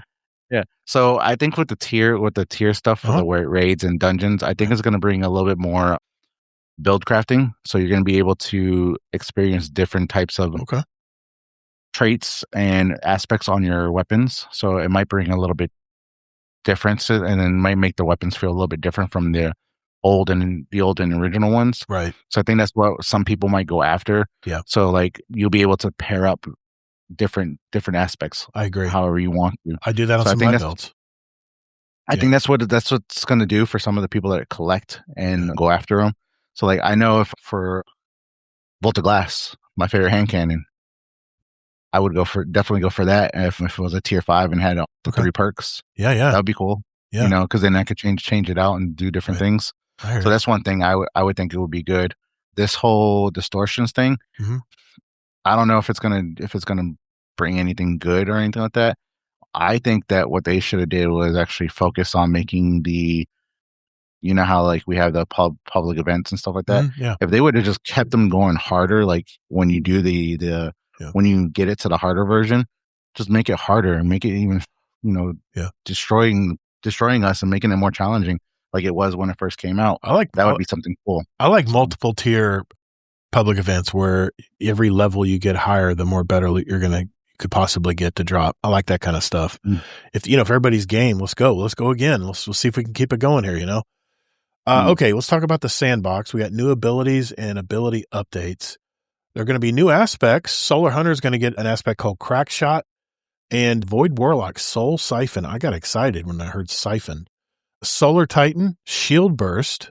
A new Hunter melee. Void Hunter is going to get the Phantom Surge. New grenades. All classes are going to get a Strand Slice Wire grenade. I kind of envision what that's going to do. All classes are going to get the Stasis Shatter grenade. Class-specific abilities. Warlock, Titan, and Hunter are all getting some new love. Mind Spun will interact with Threadling Grenade. Ward of Dawn is getting a complete rework. Trapper's Ambush has new capabilities and more. I'm sure they'll have articles talking about that down the road before they launch it. Sandbox elevating exotics. All exotic armors earned since the Edge of Fate launched will be automatically updated to have tier 5 stats. So no tokens or crap where you have to re-roll it or any of that stuff. It's going to automatically be upgraded. We've made some changes to a handful of exotic armors. As an example, what if Warlocks could throw 2 Nova Bombs in quick succession to create an even larger explosion? Well, you know me, man. I'm a Voidlock. More on this in a future TWID. Various exotic weapons will receive a tuning pass, and many will receive Catalyst. Those I do like to go for because it does give you an extra little ability on a weapon. You know, it's really nice. Okay, on that so far, what do we think? Kingsley, why don't you start us off, man? Anything that stands out there that you're excited about? Or what? Yeah. Okay. Oh, yeah, for sure. Sorry, let me just pull this back. I really like how we're getting new aspects and grenades and things like that. It's almost like we're getting a mini subclass thing to play with, you know. That along with bringing the old raid bosses back would probably be the most exciting thing for me. I actually like when the sandbox changes, and I wouldn't say like a meta whore, but I do like to look for strong standout meta builds for 2 reasons. It helps do good DPS in the raids. Yes. And 2, it gets me to try a new build, right? And I like change, you know. Yep. So like the Arc Warlock was really hot this last season, which was only supposed to be 3 months. 6. Forever. Well, anyways, it's been going forever. Yeah. And so, but then I started thinking as you were reading this tonight, I'm happy, but it's also sad. Might be the last time we see the meta change. Exactly. And I hope it's not going to be locked in a spot where like certain sub classes are just never, because I mean, what can they do though? It's impossible. Like in Destiny 1, Arc Warlock never became a standout. Never. In Destiny 2, it's a standout right now. But when they change the meta, it may just be a couple things. Again, people, it doesn't mean you can't use what you like and have fun. But right. I do. If you want to put out the maximum DPS, there are reasons why people pick meta builds. Yep. Yeah, totally agree. Probably the 2 words that got me excited were Soul Siphon. That's got me curious about the Warlock. You know, that's what I mean as a Warlock. So it gets me excited because I'm a Voidlock. And that sounds like a Void Warlock thing. It is, yeah. What did you guys see? Did you find anything else fun, like the grenades or anything else on this list? Deadpool or Necromancer?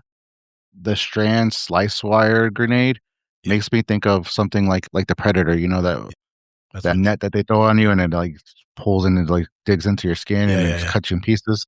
Yeah. That's what I was thinking. And like, hopefully it looks something like that. That would be cool. And then the other thing was, why can't we be like Ikora?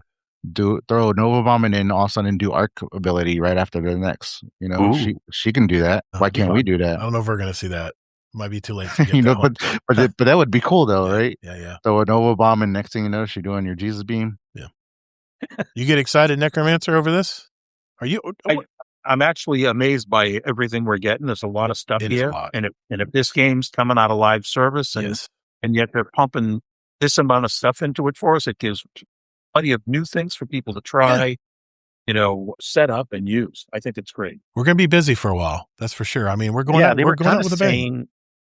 Yeah, they were kind of saying a lot of these things were stuff they kind of had just behind the scenes, and they're like they were stuff that was maybe already worked on, or at least didn't have to have Yeah. a lot of work to Yeah. bring over the finish line. So it's like, why not add in a lot of these Like I things said, for the final? Sony says, you know, whatever you guys are final working thing. on, get it done, get it finished. You got so many weeks and we're throwing it all out there. That's kind of the way it feels. Yeah. Okay. Keep moving. Portal overhaul. All Portal activities are still available to all players via the Portal nodes. I don't think anybody got excited about that. We've taken a deep pass on the Portal's difficulty system to ensure players can approach the ops categories and have fun with Destiny 2 while still being rewarded. We want to remove the choice paralysis. Players should be able to sign in and find the fun activity rather than being mired in stacking. I hated that. Stacking as many difficulty modifiers as possible to earn the best rewards, get the best report card, right?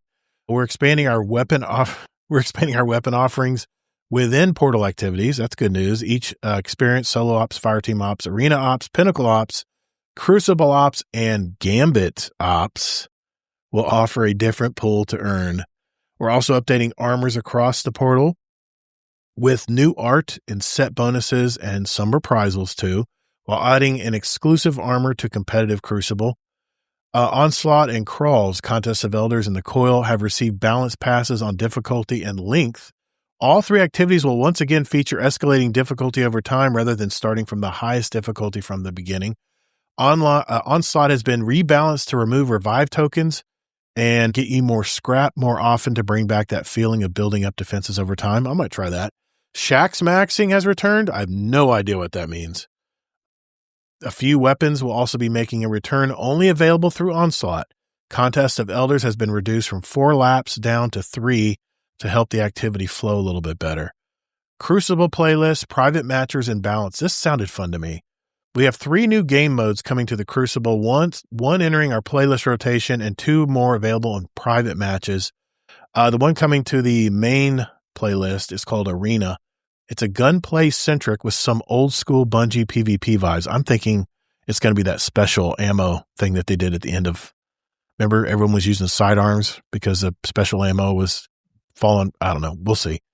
That's what I remember from Destiny 1 vibes. Private matches are going to have glass cannon. It's a throwback to Destiny 1 balancing. Private matches also are going to have software. Third-person abilities only. Think Mayhem, but a little more wild. That sounds interesting. Iron Banner will return every 4 weeks, and trials will appear on non-Iron Banner weekends. Both game modes feature tiered loot and new armor sets to earn. I'm excited about that. I love Iron Banner. Heavy metal returns with a third vehicle type, the Cabal Walker. A brand new map, mixed vehicle combat, and vehicle selection. Sorry, I just can't get excited about that. Maybe you do, though. A full suite of competitive Crucible weapons will become tiered, and as mentioned above, a unique armor set has been added to incentivize more competitive play. Gambit Ops. Gambit is now being upgraded to an Ops category and receiving a rewards refresh. New armor to earn with a unique set bonus. We're reprising iconic Gambit weapons as tiered gear with new perks to earn. Let's stop there. So all of the activities that they're redoing, Crucible, Gambit Ops, and Onslaught, and Contest of Elders, the Coil, all that stuff. What do you guys think? Is this something that's getting you excited to come back and play? Or this is all through the Portal, by the way. Portal. So people already joke that Destiny Crucible is kind of the retirement home PvP. Yeah. This will really be now with the game. I'm not saying that as like a judgment call, but like because the game is done, Yes. live service and stuff, it'll be where Todd and people can just have fun forever playing. I still like playing shooting Crucible. Guardians in the face. That's fun. You know, you die and guess what? You don't lose all your shit. You come back and play another. I'm not saying anything about PvP in general. I'm just saying Okay. this game All right. compared to other games. Yeah. But no, this is amazing. For people that love all this, I think it's very smart that Iron Banner will be on a 4-week rotation. That's great. And why not, right? It's and this is what you have to do too. If it's not going to be live service anymore, you can't have a variable schedule. You have to just have it built in. It's just going to come around on a schedule. My vote is to have a Gambit Ops weekend with our raid crew. We'll split it up or somehow bring some other players in the community in or something. Have some Gambit, maybe a Crucible Gambit Ops night or something. That kind of be fun. As long as we also do the Mayhem Software one week. Oh God! All right, fine. I can endure it. Deadpool, what do you think? It's going to be for fun. Gambit used to be my game mode. I used to play it. I've gilded the Dredgen title. Me too. I think 13 or 14 times. Not me. I didn't I didn't gild it this last time, so I'm thinking about maybe doing it before this last 19 days we have left. Right. I might just try to gild it so that way I can keep it up. But yeah, I was excited to see that they're actually going to give Gambit a little bit of love. You know me, Todd. I like PvP too. Yep. So it's interesting with the new modes that they're coming out with. I like to do a lot of private matches too. So me and my clan, we do private matches here and there. That's how we warm up. So we'll do a few private matches and then we'll go right into PvP. And then I love that Iron Banner is going to be more accessible. It's not going to be gone for like almost half a year. Yeah. So and it's back every month. So back to where it used to be, every month. So if you don't get your perfect rolls and armor, don't worry. Next month there'll be another Gambit Iron Banner week and you can go back and try again. What do you think? What do you think, Necromancer? You excited about this? All of it, actually. Good. It's funny. Gambit to me, I always considered a Gambit game to be RNG. Yeah. I play the same way. I do the same things. Sometimes I come out at the top of the scoreboard, and then the next time I'm in the bottom and I've hardly dunked anything. It's just, what kills you? What do you get away with? But it's a lot of fun. Gambit gets a lot of crap, but I think it's a lot of fun. Yeah. I know you are probably more casual, right? You play a few hours every week, maybe. I don't know what your play schedule is, but I mean, it seems like you're kind of still in the honeymoon period when it comes to Destiny. I may be guessing here, but we'll talk about that later in the interview. But how many hours do you typically play every week? I play about when I'm not traveling. Right. I play about 4 hours a night every night. Oh wow! I play Saturday mornings. I play Sunday mornings. I'm all in, but sometimes I travel for a week, and if I'm not at my PC, I'm not playing the game. Gotcha. Okay, that's kind of my old schedule. Gambit actually is one of those game modes where you actually have to have like specific roles. So like when I play with my friends, I'm normally the invader, so I would always go invade, right? And they would be responsible for collecting the motes, and then one person would be responsible for spotting the invader, and then normally I would be the one that killed the invader whenever they came over. Yeah. So that's how it worked for me and my friends.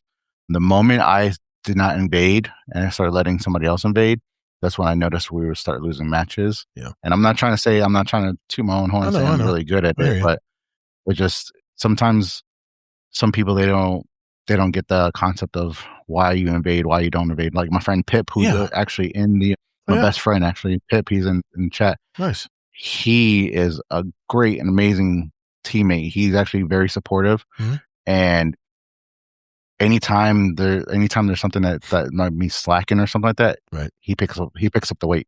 He'll go and he'll be like, okay, well, I'm going to grab motes since this person keeps on dying, or I'm going to go do this.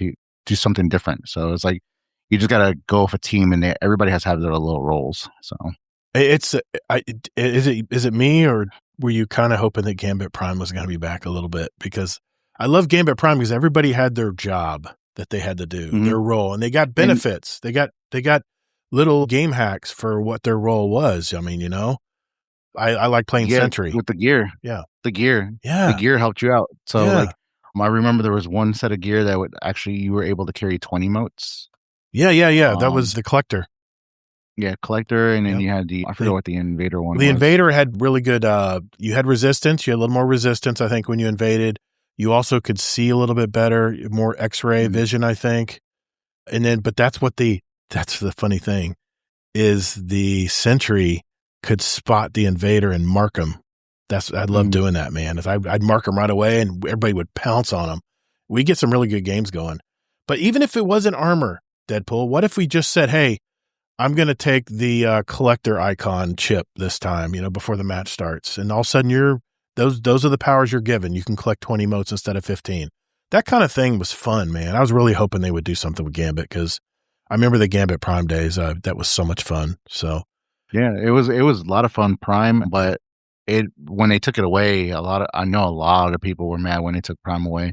Yeah. But Gambit is still surviving, it's still out there. People still play it, but it's one of those game modes that it's unique.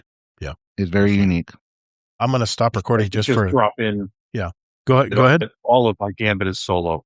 I'm going in solo. You don't know who you're getting hooked up with. Yeah. And maybe that's a big part of the RNG. But you adapt to the team. That's what I did. I played solo Crucible so many times. I would learn how to adapt and how best help my team when I did play Crucible. Hey, this is Beryl Barley, and you're listening to Guardian Down Roundtable. Well, let's get into the seasonal events. Seasonal events are being retired. Well, there we go. A collection of weapon rewards, Festival of the Lost, The Dawning, Guardian Games, and Solstice can be earned through engrams on the Monument of Triumph vendor. So there you go. Armor ornament sets previously available for Bright Dust will be available not only through direct exchange, but also through Bright Engram focusing. They're going to talk about that a little bit more below here. Eververse, Silver, and Bright Dust. Bright Dust will continue to be earnable currency through gameplay objectives, and we have expanded the offering of cosmetics that can be acquired with this currency. Silver will continue to be available for players to purchase in exchange for various items in the Eververse. There's what's going to keep your servers going. Bright Dust rotation is being changed from weekly to daily, giving players more opportunities to exchange this earned currency for cosmetics they desire. I like that. I like that the rotation. Nice. Yes, that's going to be fun. I'm a collector, so I want to make sure I have everything in Bright Dust. We've added a focusing system for your Bright Engrams using an engram and some Bright Dust. You can select from an array of engrams that guarantees the item category result and does not produce duplicates, gradually filling out your entire collection. That will keep me busy for a while. That'll keep me playing a little bit. Caribus. I mean, they're doing a good job. I mean, they're going out with a bang here, right? I'll talk about that a little later, but Rewards Pass. The Monument of Triumph update brings an updated Rewards Pass, what was originally planned for Shadow and Order, featuring a new exotic hand cannon, armor ornaments, and more. We have an increased number of cosmetic rewards on the pass as well, including multiple ornament sets, ghost shaders, and more. Yes, we said more twice. Look, we put a lot of extras into this thing. We hope you enjoy it. Armor ornaments, exotic armor transmog. Starting June 9th, players may apply common, uncommon, and legendary armor ornaments to their exotic armors, visible in PvE environments. Finally, we can put the drip together, guys. No more ugly chess pieces that totally take away from the theme of your character you're trying to build, you know? Yay. Yeah. And, when you did the half-measured exotic to exotic, it was okay, but it wasn't good enough when I was still trying to look through some of my things. Yeah, I couldn't get I just couldn't get it to fit. It didn't flow. When the chess piece doesn't flow with the rest of it just didn't flow. So, yeah. All right, so far on all of that, guys, what do you think, Kingsley? New pass, Well, a lot of changes. The main thing interesting to me of all the stuff you read is just in case people are wondering, seasonal events are being retired. You have to if it's not live service anymore, because seasonal events are technically live service things that get added in. Right. So I think it's really cool that you can still get those rewards that were from those seasonal events. They're just into like a loot pool. You can just get them some other way.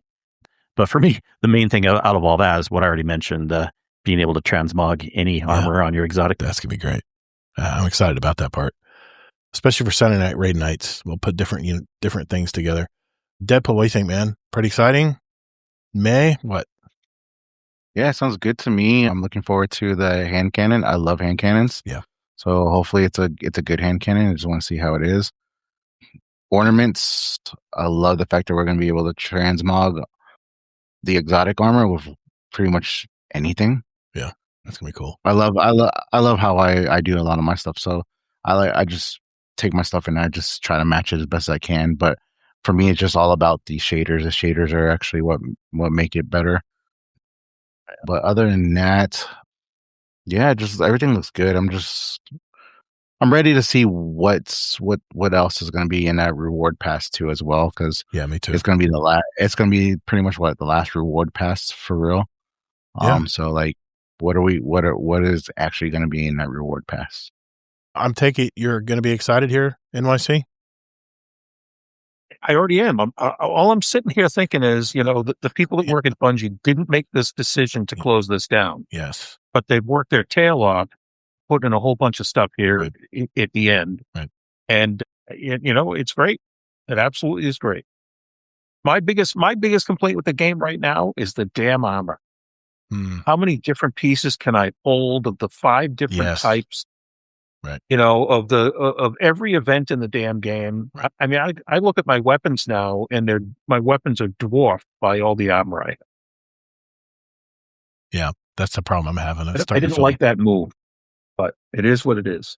I got my vault down to like half of what it used to be. I think I had 500 things in there, and it's filling up fast with armor pieces. At least it was getting filled up. So yeah, armor's the new thing you have to hang on to. So yeah, my second account's at 600 already, Todd. Jeez Louise, man. Well, I like the rewards pass because that's something that was a wish list I had a long time ago for Destiny 2, is give us rewards for just playing anything in the game. And that's what the reward pass does. Whatever XP you get, it bumps up a little closer to the next reward, And yeah, so I've always loved that. You paid the $100 every year. Exactly. Me too. Year. Me too. Have it. Speaking of packages, Destiny 2, the collection, where you're going to be bundling all Destiny 2 content packs into a singular purchase available on June 9th. This includes campaigns, dungeon keys, and the 30th anniversary pack and more.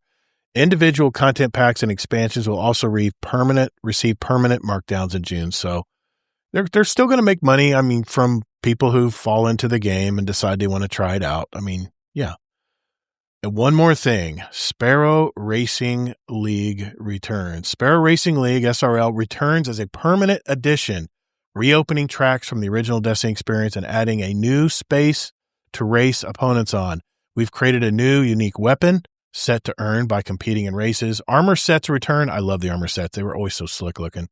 They're going to be returning with new set bonus and numerous cosmetics, including horns.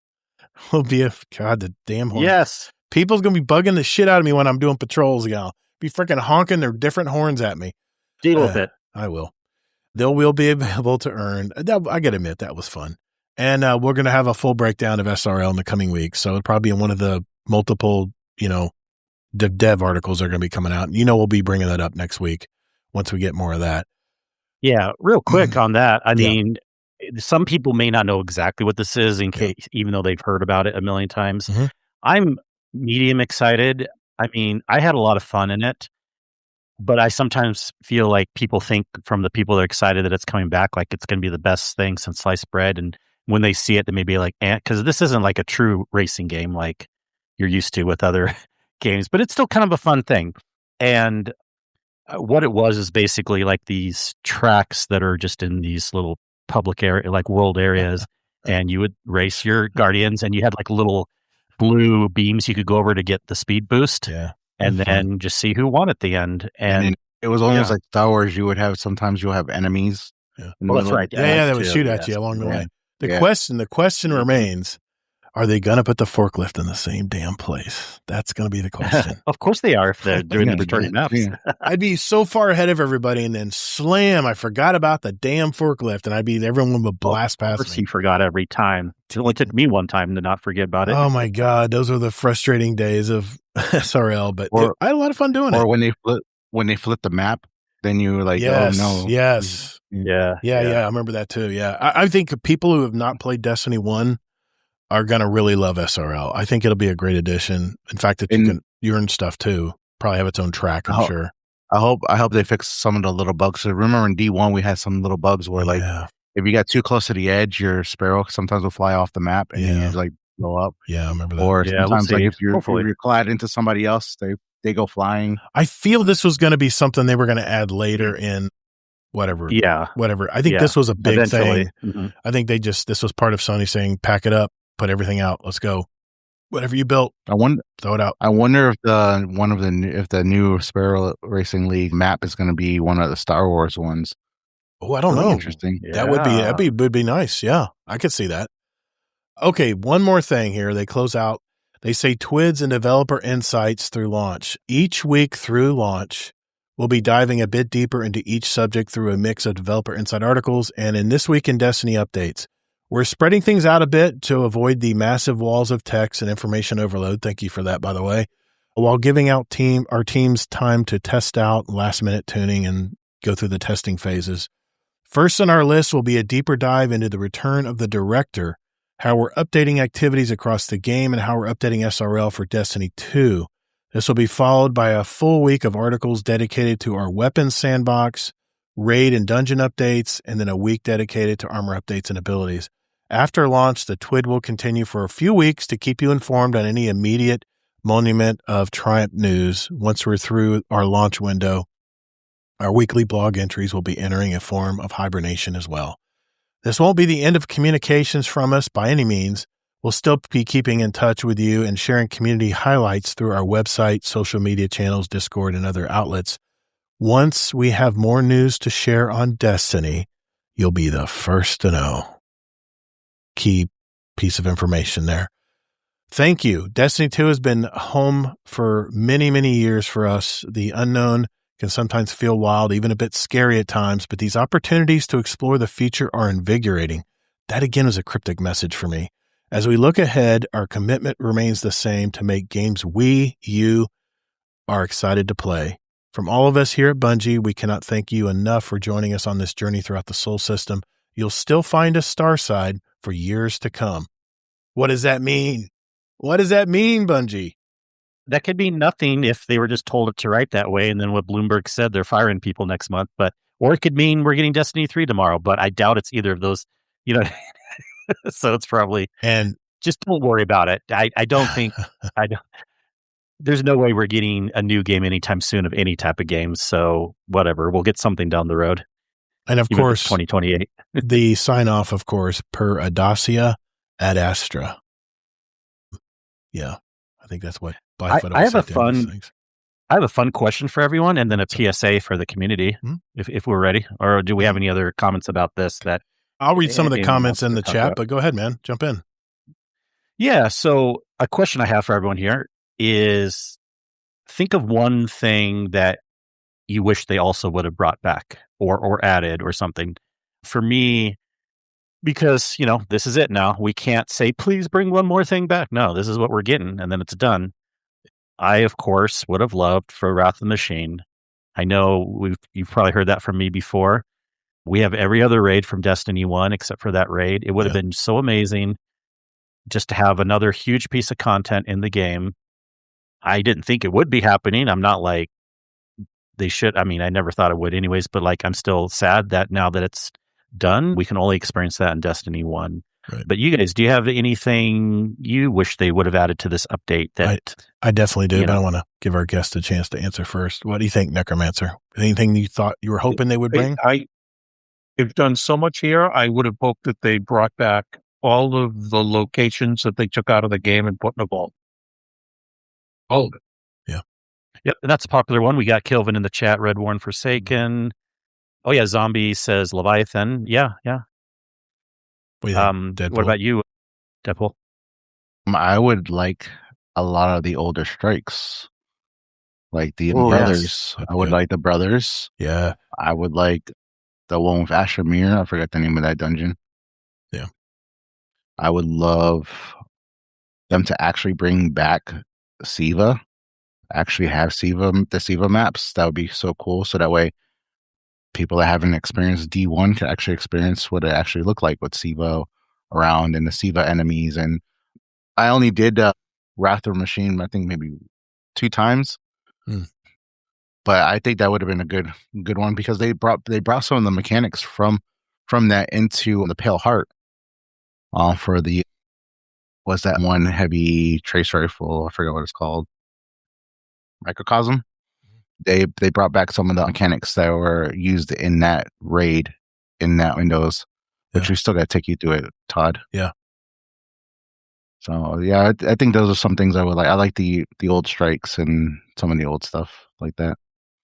The thing I was really, there's so many things that I would wish they would bring back, but the one thing I wish they would have brought back is the Dreadnought. I'm not the Dreadnought that we saw. I'm talking the full Dreadnought, because I spent probably the most time ever in the Dreadnought of all the places in Destiny.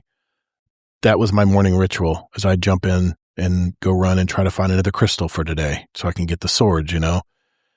That's what I was really hoping they'd bring back. But a close second, a Destiny 2 thing, the Leviathan raid. I really miss the Leviathan raid. I think that's a fun raid to play.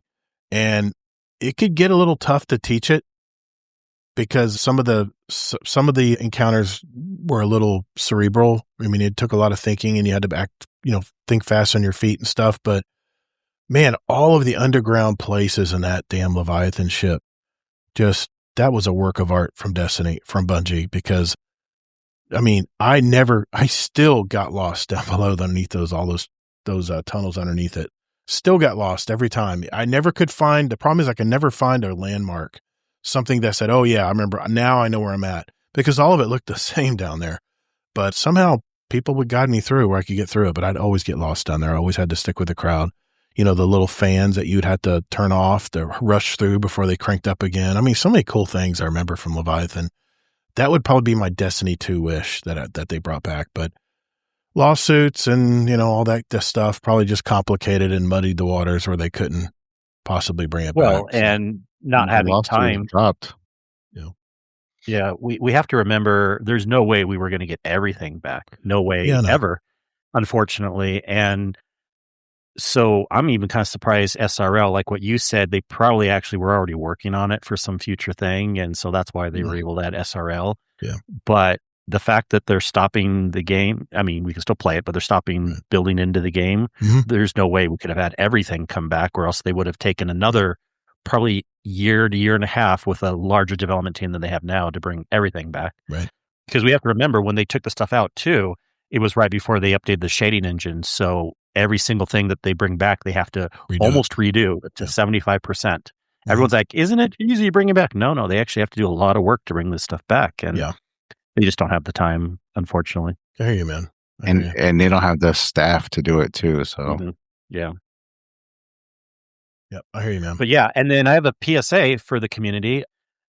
I mentioned this Discord some too, but in case you don't go in the Discord much or whatever, you're listening to this and you're like, oh man, Destiny, like whether you're the type of person that was done a while ago, done now because you're upset, or will play for another 6 months to 3 years, whatever.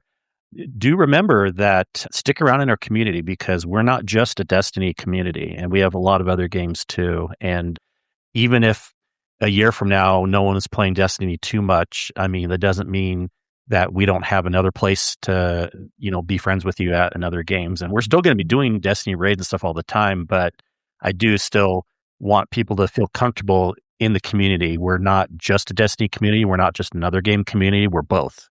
And stick around and find other games to play with us also. Yeah, that's very true.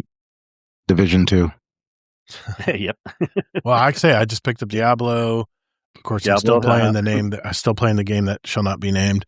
But I mean, I've branched out quite a bit. I got Crimson Desert. The controls are just driving me crazy in that game, but I'm trying to fight through it and learn more about how to play it. I realize it's a lot. There's a big game there. Think about it. We got plenty of time now to try all those games. There's no more FOMO, no more worrying about missing something in Destiny, because I don't know. Just to wrap things up tonight, I'm going to play through this content. I'm going to play through as much as I can. If there's something I just don't want to do, I'm not going to do it.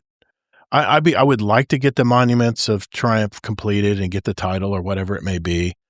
But I'm looking back at all of my accomplishments in Destiny 1 when I go back and revisit the Destiny 1 game, and all of those books that I completed and stuff really just don't mean anything to me anymore. It's nice to reminisce, all the stuff I had to do to get those books done. But my goal going forward for at least the next 4 or 5 months, 6 months, maybe the end of the year, is I'm going to literally take my time through this content that they've laid out for us.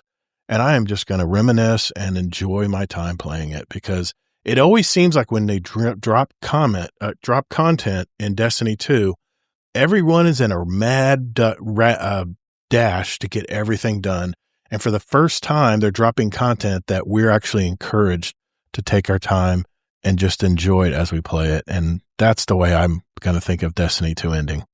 So very different feeling than I had when Destiny 1 was ending. So, but I do want to stick up and say you can also enjoy your time if you're going fast too. There's nothing wrong with it. I'm just the type of person that likes to go fast. Just saying for me, I'm going to take my time. I'm going to spread it out amongst other games. And I'm like having a renaissance right now in video games. I'm really seeing what other games are out there now since I've been so sheltered as a Destiny player. I'm seeing what other games are out there, and I'm just really loving what I'm seeing. And the biggest thing for me with new games is just learning all the controls and learning the basic concepts of the game. And the games that make that easiest for me are the ones that I'll stick to pretty quick, like the game that shall not be named. The controls are very easy. And I actually like the third-person view. I never thought a third-person shooter would be interesting to me, but I'm really enjoying the third-person shooter aspect of that game. So for reasons like that, I'm going to take my time playing it. I'm going to kind of reminisce. Anything we can put together on the weekends to play, whether it's the raids or maybe have a bunch of races one night and jump into Iron Banner one night or whatever it may be. That's what I'm looking forward to doing. So what say you, Kingsley? How are you going to approach all this? Oh, the same way I am right now.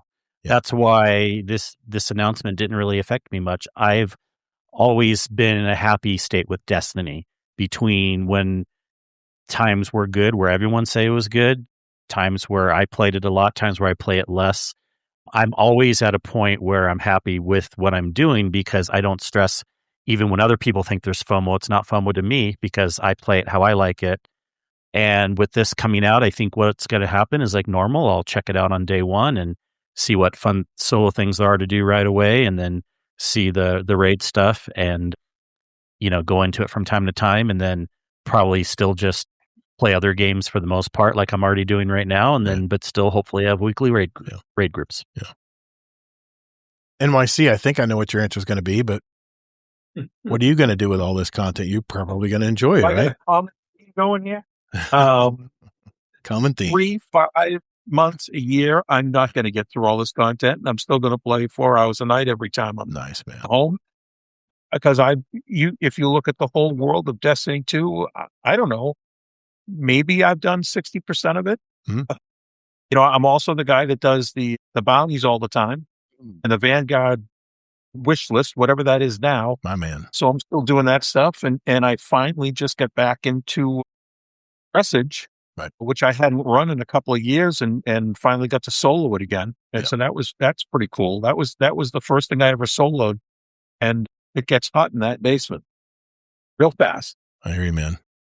Deadpool, for you, how are you going to approach all this? Are you going to play it, or does it matter? Is it going to mean anything to you, or are you going to enjoy it or not play it? I'm going to enjoy it as long as it's still around my community and this community. So my clan, the great people. I love playing with them, and I love helping them out with stuff, and I like helping them get new things done. Some of them haven't even done a lot of the stuff, so I just love helping them out. And then the community here, I love playing with some of the people in the community. I have been putting some time into Division, so I've already completed the original story for Division 2, and then I completed one of the DLCs. I'm halfway with the third DLC. I'm just trying to replay all that because I played it on the PlayStation, but now since I'm playing on PC, it's totally different. The game looks a lot different. The graphics are better on PC, and I'm enjoying myself with that. I do have Warframe, but I don't know. I'll get into Warframe maybe here and there, but the main game I'm looking forward to is I'm probably gonna pick up GTA 6 because I know my 18-year-old son's gonna. It's Florida. He's gonna love that game, and I want to see how it is. And then I'm looking forward to the Wolverine game. Oh yeah. Whenever that comes out, that'll be fun. Yeah. Mm-hmm. So that's coming out. I'm just gonna play more games and continue to play Destiny. I'm gonna try to do anything and everything I can to help out everybody I can. I love teaching people. I love helping people. Yeah. So it's one of my favorite things to do in Destiny. And then I love build crafting, or not build crafting. I love setting my characters up. Like lately I've been playing Warlock. I'm not a Warlock main. I'm a Hunter main. Yeah, but you're learning a new character. Yeah. Yeah. It's fun. But I've been doing so much content with my Warlock solo.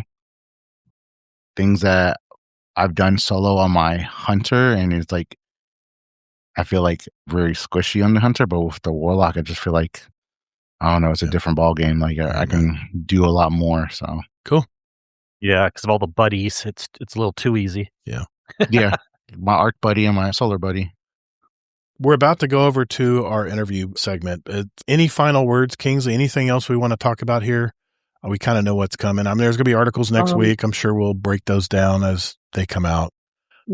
I don't think this week. I mean, I'm sure we'll have more like thoughts to follow up in future shows. I just, I don't know. It was really, I guess it's not like it didn't hit me at all when I read it, because I had a good time. And again, it's not ending. It's just we're ending new content, ending live service. So for a lot of people, that's basically ending, but it doesn't mean you as a player or listener should be done playing it. If you're enjoying Destiny, keep having fun. I've had a lot of good memories. I think this probably had to happen, unfortunately, but it's about one of the better situations of all the bad situations we could have had. So I'll just say that. Yeah, for me, I'll repeat what I said earlier when we first started talking about this, is I really wasn't surprised because, like I said, I thought to myself, what is it they can add to Destiny that would totally reinvigorate Destiny 2? And I couldn't think of anything. And when you can't think of anything, and you know me, man, I always have some ideas for how the game should be. If you've listened to any part of this podcast over the last 7 years now, shit, you know, I've always got the spin foil hat on. I'm always coming up with ideas that they think would be really good. And did any of those come true? Probably not, but there's always hope. I had the copium hat on all the time, but I really wasn't surprised, you know, and think about how many games are just brought offline these days. I mean, was it the Stop Ruining Games movement? Where you know, we basically pay a license to play this game, and there's no guarantees that the game will be around. You sign that acknowledgement when you decide to play their game, that they can shut things down whenever they want. The fact that they're not only not shutting the game down, but they're adding all of this content for us to at least keep us busy, or at least maybe have one last hurrah through Destiny 2, at least for us veterans that have played it all these years, I think is a really nice touch. It really is, man. And for that reason, I'm not really overly sad. I'm looking forward to playing the content. I'm looking forward even more to playing with my raid group and anybody new that jumps in from our community to play. That's kind of where I'm at right now. I mean, I know there's a lot. I mean, I've heard a lot of streamers who made their careers on this Destiny game. I mean, I built this Todd the Gator channel to help new players figure out this complicated game. And I still get views on videos today about where to get your emotes. And, you know, some of the stuff's even outdated. They've changed so many things over the years. But I originally built this channel because I wanted to help new people. Hell, I had a podcast called Destiny Help Desk that helped new players figure out this game. Hey, Guardians, if you would like to ask us a question for the show, head over to guardiandowncast.com to send us a voicemail or email us with your question. However, the best way to send us a question is to write it out in our podcast questions channel in our Discord community. You can access it on the Discord app on your phone or on the web. It's discord.gg/GuardianDownCast. Don't think about it. Just do it. Do it right now. The links are in our show notes. Later, Guardians.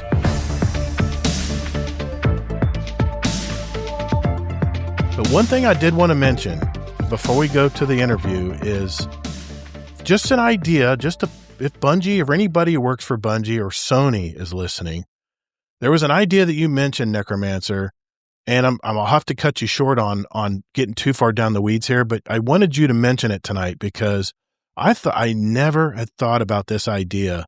So this will be our last spinfoil hat idea for a future Destiny game. And I just wanted to bring you in on that, man. You had an idea as far as the new player experience and getting people into the game where they weren't freaking confused about what to do. Floor's yours, man. What was your idea? Just explain it to us. Well, I actually thought they were working on this just because of the state of where things are. Mm-hmm. If you know, the new light experience has always been horrible. I went through it myself. I guess everybody did, unless you came from D1. it's a horrible experience. You're trying to figure out things on your own. And I found out that, if I wanted to know what was going on here, I had to watch hours of YouTube a week. Yes. I had to use DIM. I had to use Light.gg. I had to use D2 Checklist, and then later D2 Armor Picker. And it's like, Great app. this game was a complete time suck. Mhm. But just because of recent events in the last year, I could see. So the most useless thing in the game is your ghost. Yeah, that's a Your ghost- flashlight. Your ghost is a low-powered flashlight. And occasionally in the beginning episodes and things, it would say something to you once in a while. Yep. But with AI, your ghost should be your partner and communicate you with all the time. You get a new weapon, it says, hey, hold on. That's a better roll than you already have. Toss the other one, or this, or you're going into a raid and it looks at your setup, which here in GDC, a lot of people look at my setup and give me recommendations. Right. But your ghost should be saying, listen, if we go in with this setup, we're probably going to have a better chance of getting through it.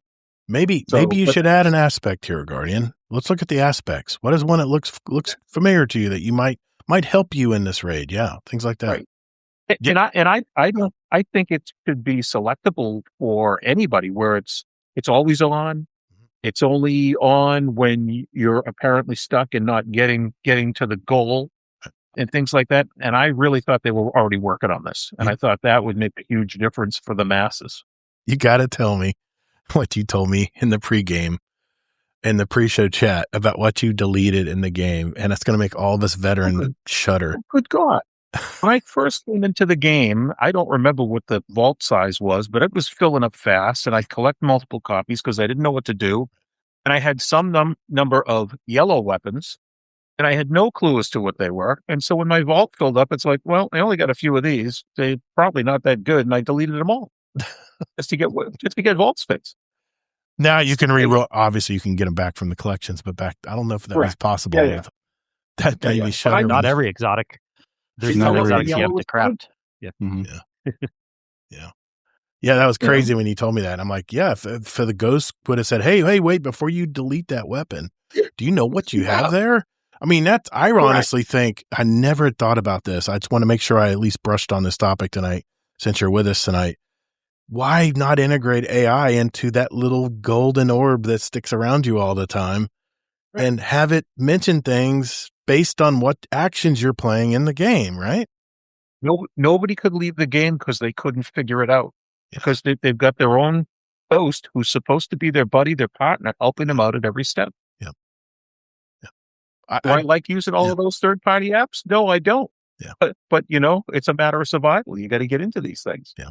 I mean, and the AI could even pull from those apps and get some functionality, and you could use it as a tool.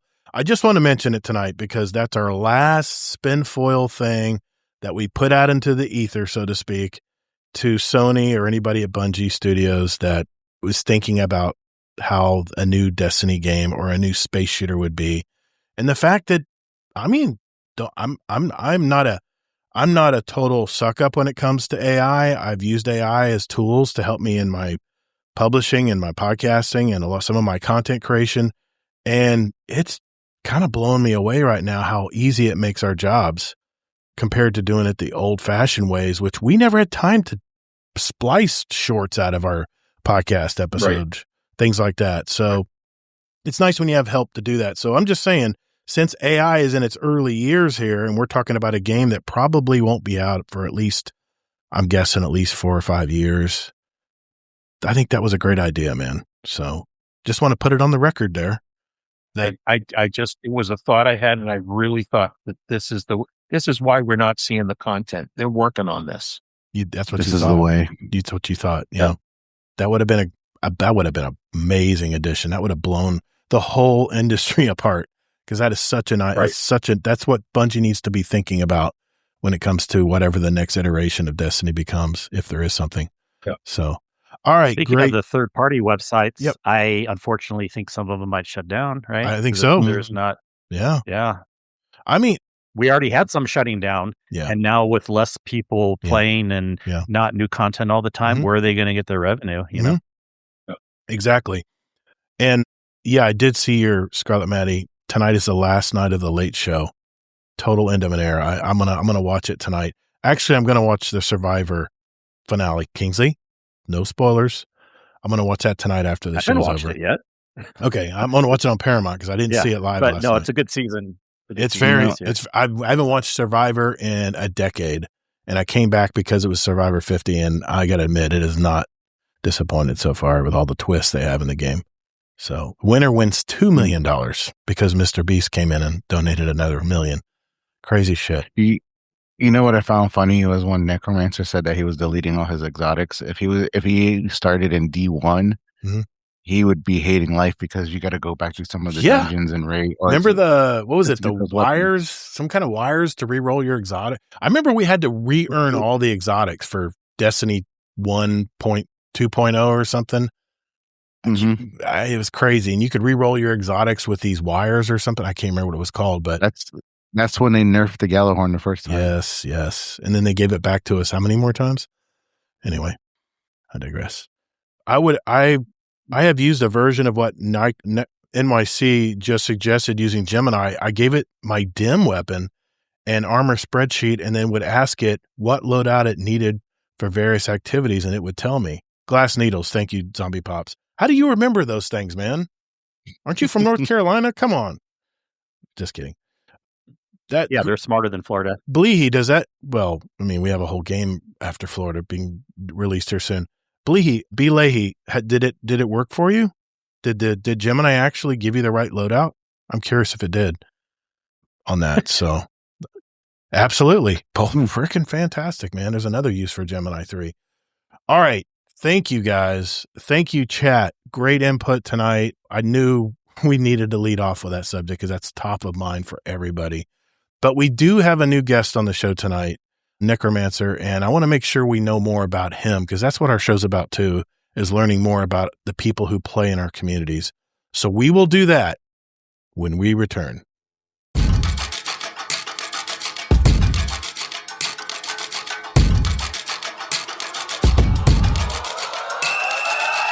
Hi, this is Fluffy Fingers MD from Potato Thumbs Podcast, the podcast that you never knew existed. I am here to tell you that you are listening to Guardian Down, the squarest coffee table around.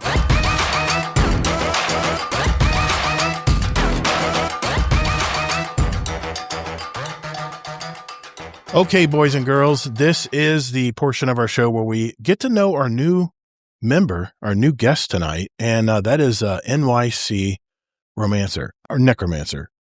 And obviously, I'm going to ask you where you're from, but are you originally from New York? Are you a real New Yorker, or are you a transplant? No, transplant. Okay, where'd you transplant from? If you ask me, I'd say I parked the car in Harvard Yard. Okay, I got you, Boston boy. Okay, gotcha. So explain. I kind of know what you do for a living. We've talked a little bit, but explain to the chat and the show what is exactly what you do for a living. So I'm a lot like you, self-employed. Only I'm in the semiconductor industry. Wow, what a business! So I used to be in manufacturing in semiconductors, and then I got into sales, started my own business, and sold capital equipment, materials, supplies, services, the whole bit. So as a manufacturer's representative. So you're like a middleman, kind of, but you're kind of a conduit between the manufacturers and your clients. Correct. That's pretty cool. Manufacturers don't have people in the field, right? And in cases where they have direct people, their direct people know where the companies are, but don't necessarily have the contacts. Right. I could have 6 or 8 lines, and one line helps with the next line, helps with the next line as far as different contacts, different people, different reach. I got you. That's a pretty cool. That sounds like a job that's going to have a long future ahead of it. Because my Lord, it has a long future, but it's also like a roller coaster. Is it? Why so? I was heavy defense, and Gorbachev quit on us, and then we had fiber optics. There was going to be in every home up and down the East Coast. The optoelectronics business crashed after a 3-year straight up peak, and now and then we lost all our jobs to China, mostly China, but also other parts of Asia, and that's been a big hit. Boy. Yeah. So how long have you been doing this? How long have you been in the business? Decades. Wow. I know the feeling. Kingsley, you've been in business for decades too, right? Decades. I'm not as old as you. Just kidding. I started over 10 years. Look, I was too young to start a business. I started doing computer stuff as early as like 85 to 95, but I didn't start my business until 2005. I started mine in 95. So, okay, cool. You married, have kids? Yes. How many kids you got? Right now, we got 5. Oh, my Lord. 19 down to 8. I'm going to call you Jim Gaffigan. You're not in like a small apartment, right, with 5 kids? Do you have at least No. Okay. No. I'm in Brooklyn. Okay. But we've also have a house out east. Nice. Out in Suffolk County. Nice. Okay. I thought you were going to be another Jim Gaffigan that has all these kids in this small apartment or condo. That's crazy. No. Okay, cool. Let me ask you, what was your earliest moment playing video games? When did you get into this whole video game hobby, man? Actually, I think it was the kids had the game, but I don't know if it was a PS3 or a PS4, but the only games I played were Batman, Arkham Asylum, and Batman. I don't know if it had Arkham in it or it was, must have been Arkham City. Mm-hmm. Those 2 games. And those were storyline. You start them, you finish them, it's over. Right. So it sounds like you're approaching my age, I'm guessing. You don't have to give me your age. Sure. Okay. Yeah. Gotcha. Okay. So you're a late bloomer to gaming. You didn't grow up with games like I did. I did not grow up with games. Okay. No. All right. Interesting. The kids were playing games first. Right. Gotcha. You weren't an arcade guy like me. You weren't like putting tons of quarters in the machines. I go into arcades, but I never mastered anything. Yeah, I got you. Well, I didn't say I mastered stuff. My wife, out of everybody I knew, she actually reset the Space Invaders machine. Really? Once. Wow. She didn't play it much, but she got on this thing one night, and by the time she killed it, there were like 8 people around watching her, and she's shy as all get up. Yeah. But she reset the machine. That was my very first video game. That is hard to do. You guys don't realize how hard those games were to reset, to run roll credits on. They were really, really tough back in the day. There was no gimmies, man. That's really impressive because that's a hard game, man. That's a hard game to play. So she could never do it again. She was just in the moment. She was in the zone. Yeah. Nice. How did you find out about Destiny? So the intro to Destiny was, and this is what attracted me to games, was, oh, sure, come on. Searching for names. The Google venture into games when you just needed a controller. Stadia. Thank you. Stadia. Yes. Yeah. That was awesome. Right. And everybody poo-pooed that because you didn't have a console and you didn't have a computer. Right. But all of the PvP content creators finally came around and said, I'm playing PvP on Stadia now because you can't cheat. You're being put into a Stadia lobby because we didn't have the crossplay, and your software was not local. Your software was on Stadia. It was on Google service. So they championed it for PvP. Is that still how do you play on a cloud service or do you play on a console? Yep. I'm doing Steam now through my PC. Steam. Okay. Gotcha. Okay. Yeah. Is there a time in Destiny 1 or Destiny 2? And you said you did play Destiny 1, correct? Or were you No. I came on. I started with Destiny 2 as a result of Stadia, and that's when Stadia came out. I think was November of 2019. I was trying out games and I came across it and said, "Wow, this is great." Everyone's I get these crappy yellow weapons, but otherwise it's great. Everyone that has played this game has one of those memories that they'll never forget playing Destiny. Do you have one that comes to mind? Well, it actually was the clan that I used to be. It was my clan back a bunch of years ago, and I had like 2 or 3 guys that were PvE hotshots, and they would literally drag me through things. Okay. And it was like, and they'd be thrilled. They'd be thrilled that I get the weapon or I get the exotic or whatever. And it was just, it was a good group. And out of the guys I ran with, mostly they're all gone. They're not playing Destiny anymore. Wow. What's your favorite NPC in Destiny? NPC. A non-playable character. Oh, non-playable Yeah, character. the characters in the storyline in the game. I thought you said M as in Mary, so I was lost. So, Absolutely, Eris Morn always has been. that's There's a a lot of great- mystique there. I don't know why more people don't say Eris Morn, because she's smart as a whip. She's a smart ass and she's pretty good looking. It's pretty good pretty nice to look at too. So I agree, man. It's her character. It's her presence. She was featured. I can't remember which, downloadable content. Right. It was featured quite a bit, and it was just crazy good to have her in it. If you ever get the chance to play Destiny 1, I encourage you to, because there are parts in Destiny 1 where you'll learn about her. I encourage you to go back and play it. Mara Sov is who I was thinking of, but Mara Sov actually has a part as well in Destiny 1. It's really stunning. Okay. Are you mainly a solo player, or do you prefer to play with a fire team? I'm always a solo player, but because of GBC, so even over my clan, right, there weren't that many raids that were played. Occasionally, every couple of weeks, and I have an opportunity to log into, if I'm here, up to as many as 2 raids a week, and that's awesome.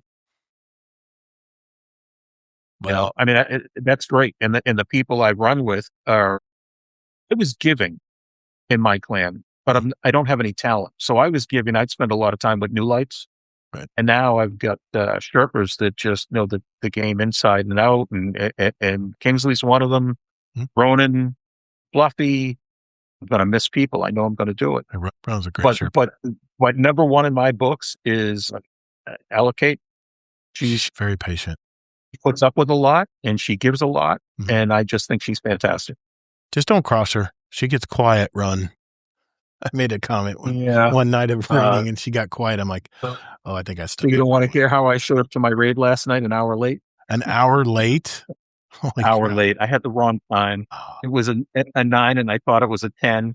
I've done that before. I was awake at 9. I was watching videos in the living room, and I fell asleep on the couch. But I had my alarm on my watch go off at 9:50 p.m. so I'd be on time. Mm-hmm. I got on the computer by 9:55, and I jumped right into the raid, and they were counting down, and I'm like, what? Why are people counting down? And I think they were last wish at the end of the raid, so I just backed right out and then apologized to him. Oh my God. I've done it before. Kingsley can attest. I've missed times on raids before. It happens, man. It happens. That's why it's so important when you use our bot. Make sure you set your local time, because it will. Yeah. It will. Well, that's done. Yeah. I just put my watch alarm at the wrong time. I got you. I've read it wrong before too. This question probably doesn't apply anymore, but if Destiny was continuing to go on, if Bungie decided to assign you a small group of developers that are at your beck and call, what would you have put in for Destiny in the future? It's the AI Ghost. I mean, that's a good idea. Yeah. You need an advisor in that game. Otherwise, if you had an advisor in that game, I could save so much time on third-party apps, and I realize there's people making money on those. Right. But this game, from day one, needed something to guide you: weapons, armor, exotics. Right. And that would have kept the player base high. I think Fortnite still has a million player base per week. Yeah, easy. You just get in there and the game resets every time you go in. So you know what you're going to do. You're going to start at 0 and you're going to become the hero by the end of the night. And this game is really complex. There's a lot of nuance that if you want to win, I see guys stay silent about their DPS after a run. All of a sudden everybody's getting 10, 12,000 and somebody's got 103. Everybody goes, hey, what are you running? And you go look at what he's running. He changed it. It's not there anymore. Really? That protective? Yes. Oh my God. Well, you already answered my question earlier. You do bounties.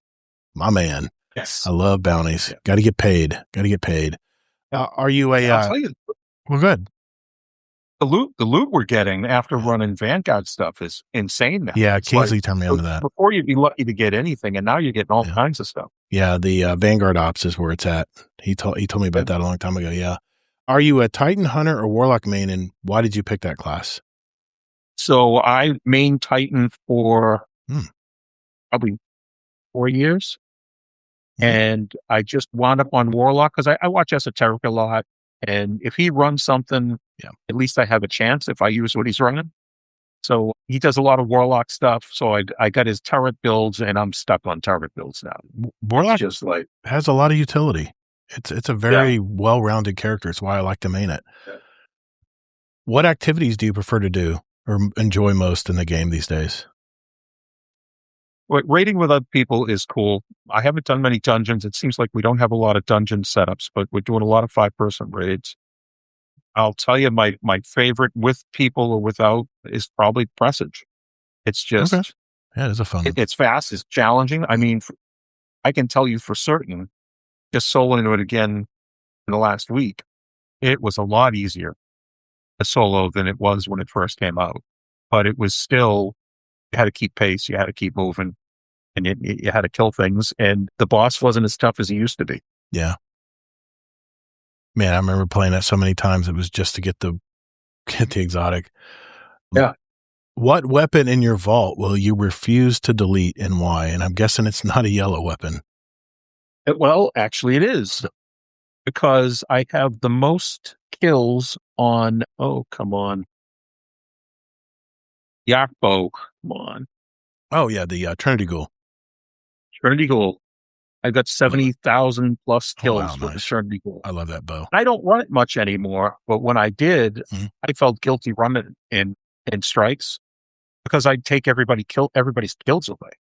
You know, one could charge it and 2 to wipe out 12 to 15 enemies, and you know, there's nothing left for anybody to kill. I'd always come up with high scores running in Trinity Ghoul. Wrapping up here, some signature questions. What other hobbies do you have outside of gaming? It's changed over the years just because of opportunity and stuff, but I've done a bunch of things. Is this going to cover for the question things people don't know about me? Is that fitting into this? You can is it what I think you're going to mention? Because I'm going to go ahead and scroll the. You can do that, but I'm going to start. I'm just going to go through my history of things. I used to be a hang glider pilot. I did that for about 3 to 4 years until I almost killed myself. Wow! And then the wife said, "You're done." But that was one of the most beautiful things I ever did was hang gliding pilot. Yeah. And then because it was a wind kind of sport, I had a buddy who owned a sailboat and he used to race it, and he got me to start racing with him. Wow. So I probably raced sailboats all over Long Island Sound, Niagara Falls. Wow. And I guess that's about the extent we did. It was one design. And I probably did that for about 5 years as well. And that was a lot of fun. Got to helm a boat on the Around Long Island race, which is like a 2-day race. Wow. On a J30. And I actually got it up on a plane. If you don't know what that is. What you're doing, yeah, I know what you're talking about. Okay, yeah. You're breaking the water tension, and now you're just flying with the power of the sails. That's crazy. And the entire boat starts humming. You know, you got a 30-foot boat humming, and it's a pretty cool feeling. I would not know what that's like. That sounds awesome, though.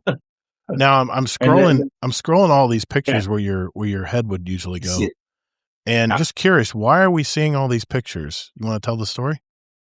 As well. Oh, you want me? Did I tell you from the beginning? No. So we used to live. I don't want to take up a lot of time, but we used to live near a wildlife refuge. Mm-hmm. Went to it. It was 2 miles away. We never went. And I started putting on some weight. And the wife started putting on some weight, and we said, you know, we got to go walking. And I didn't want to walk neighborhoods. I was like, let's go up to the refuge and see what's up there. Nice. So we started on the refuge, and, you know, you're walking in the woods, paths. It's clear paths. There's no problems with that. All of a sudden, something scoots across the path, and it's like, what the hell was that? And what's that bird in that tree? What's going on here? So it starts with binoculars, and then there's a debate about who saw what when they had the binoculars. So then no proof. It went to a camera, and then the initial camera, which I thought was a good camera, the lens wasn't good enough. So there was still a debate as what the hell is in the photo. Mm-hmm. And then we discovered there was a nesting pair of bald eagles in the wildlife refuge. And it's like, bald eagles, you know, they didn't exist when I was a kid. The DDT had killed them all off, and they hadn't come back. Right. So now you wind up with a longer lens, and the nest, the bald eagle's nest, is about 800 feet away. So even with a long lens, you're not getting there. And that turned into getting a Hobie Tandem Island, which is a 2-seater kayak with pedal drive, 2 outriggers, and a sail. So now I'm back sailing again, and we sail up the Carmen's River 3.5 miles to the top. Mhm. We get great pictures of everything, and you don't have a lot of bird pictures in here. This is a lot of New York City stuff mostly. Yeah. You got some air show stuff. You've got you got a sunset there, which is my favorite time of day. A lot of military aircraft, and you got some, some building pictures and stuff. And you have looks like you have some racing stuff in here. Yeah. You gave me a lot of pictures. I put in as many as I could, but I mean that shot of that fishing boat on the Sound, that is gorgeous with the light hitting the water. I don't know which picture that is. It's okay. You'll see it in the playback, but I'm watching it as it scrolls here. But you got some beautiful ship pictures here, and you got some really close up shots of the Blue Angels, and you got some bald eagle landing and stuff. I mean, all kinds of really cool pictures here. And we were talking about that before the show, and you were mentioning this was your weight loss plan. That hasn't gone so well. We're all fighting the same. We're all fighting the same thing. I hear you, man. But we got a great hobby because she's got the image stabilized binoculars. I've got the camera, and she enjoys seeing the photos just as much as I do. So she's your spotter. And, she's eagle eye. Wow. Is there a picture there of a deer in the grass? Yeah, we saw the deer. We passed the deer one jumping. Okay. Yep. So we were at the edge of the swamp, and she's standing about 8 feet away with the binoculars, and we're both looking over the swamp up in the air looking for the bald eagles. Hmm. And all of a sudden she starts cracking the seagrass that's under her feet. And I'm like, what the hell is going on? And now she's mouthing. And I don't know what the hell she's saying. All she's saying is deer, and she's pointing. Wow. And she's pointing at the grass. And I look at the grass and go, there's no deer. And she goes, it's right there. We went back and forth for about 3 minutes. Nice-sized buck. All of a sudden I saw it. Yeah. So she's eagle-eyed. She can find osprey, she can find the eagles, she can find the cedar waxwings, and I don't know why I'm missing it, but I am. Yeah. It's a lot of great pics here. I mean, the cardinal with the snow in its mouth, that is a fantastic shot. That's actually through glass. That was on the shrubs right in front of the house. I got it frozen on the deer pic. This is the deer pic that were across the path in front of you. It happens so fast. You must have really fast shutter speeds. Just you're doing about 1600. But that one in particular, we were just casually walking down a path, and they were off our right side, and we didn't see them. There were 3 of them. I got you. The problem is you're trying to use autofocus, because manual focus a running deer that's running away from you from the side is near impossible. It's tough. So I got a bunch of bad shots on the first one. Right. And then on the second one, I knew where he was going. So it's just I'm waiting until he comes across the pen. I got you. And got him. The better one that you don't have is, I see the deer now. I'm looking at, I'm not seeing it on the Discord. I'm looking at it won't show in the Discord. It's on the chat, no live chat. I can't project that. It's part of the software. So the one that was great is she saw an American bluebird. Okay. She went off to see if she could see that with her binoculars better. And I'm standing on a fallen tree, and I hear giant splashes, and it's like, what the hell was that? Nice. And I look up the river, and there's 3 deer swimming across the river. All the shot, she comes back and she says, so that didn't work. And I said, yeah, I got something you're not going to believe. And she said, what? And I told her, and he said, bullshit. And so I turned the camera on and went to the replay, and she saw it. She goes, so nice. You're kidding me. So nice about digital cameras. You can watch what you shoot. That's pretty cool. Yeah. Well, you don't have to pay for they were some great pics. I have one more question for you. Do you have a motto or mantra that you live by these days? There's 2. Okay. And you won't like the second one. The first one is family first. Okay. Period. End of story. Mm-hmm. And the second one is a head for an eye. Don't screw with me. Okay. Got you. Okay. I had to think about that one. All right. Awesome. I'm nice to people. I do my best to be nice to people. Yeah. But if somebody comes and screws me, I am not happy at all about it. So you're not going to be playing marathon. No, probably not, I guess. Yeah. Because it's all about that. It's all about getting screwed over. Yeah, getting shot in the back while you're. Don't get me started. Anyway. Oh, nice. Yeah. Arc Raiders is that way too. Oh shit! Everybody drink. Anyway, thank you. I appreciate that, Necromancer. And now you're a little bit more known, but we're not done yet. We have our patented speedrun segment. This is where we have a hand-picked 25 questions that I've handpicked from over a pool of 1,000 that have been submitted by our community all these years. Are quick, simple questions, just to get to know you at a little bit deeper level. No time limits, no contest, just quick questions and answers. So if you're ready, let's begin. Number 1, what would be your ideal career or job? Ideal.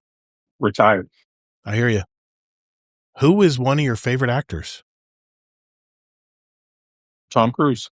Nice. What is your favorite Destiny exotic from Destiny 2? Those yellow weapons. Trinity Gold. Nice. If you could choose, who would voice your ghost? Jimmy Stewart. Man, that would sound pretty good. Okay. Void, solar, arc, stasis, or strand? Stasis. Pulse, hand cannon, scout, or auto rifle? Scout. If you could live anywhere in the world, where would it be? San Diego. Pizza squares or triangles? Sorry, I had to throw that one in. Triangles. What's the worst job you've ever had? Landscaping. Okay. Describe. Teenager. Oh, yeah. I remember those days. Describe yourself in one word. Trusting. Okay. What's the best sandwich? Pastrami on rye. That's exactly what Colbert said. Sweet or salty, and what is your favorite snack based on that answer? I'll say salty, and it's kettle chips. Okay, those are good. If you had more time, what would you do with it? Travel more. What is your favorite Destiny planet and why? Probably the moon, because that's where Eris Morn is. I was thinking Marasov, by the way, Deadpool. I was thinking of the wrong character. I know you threw some pictures up there. I was thinking Marasov, even though I was saying Eris Morn. Okay. Would you live on the beach or a cabin in the woods? Beach. If you could take any one famous person to dinner, who would it be?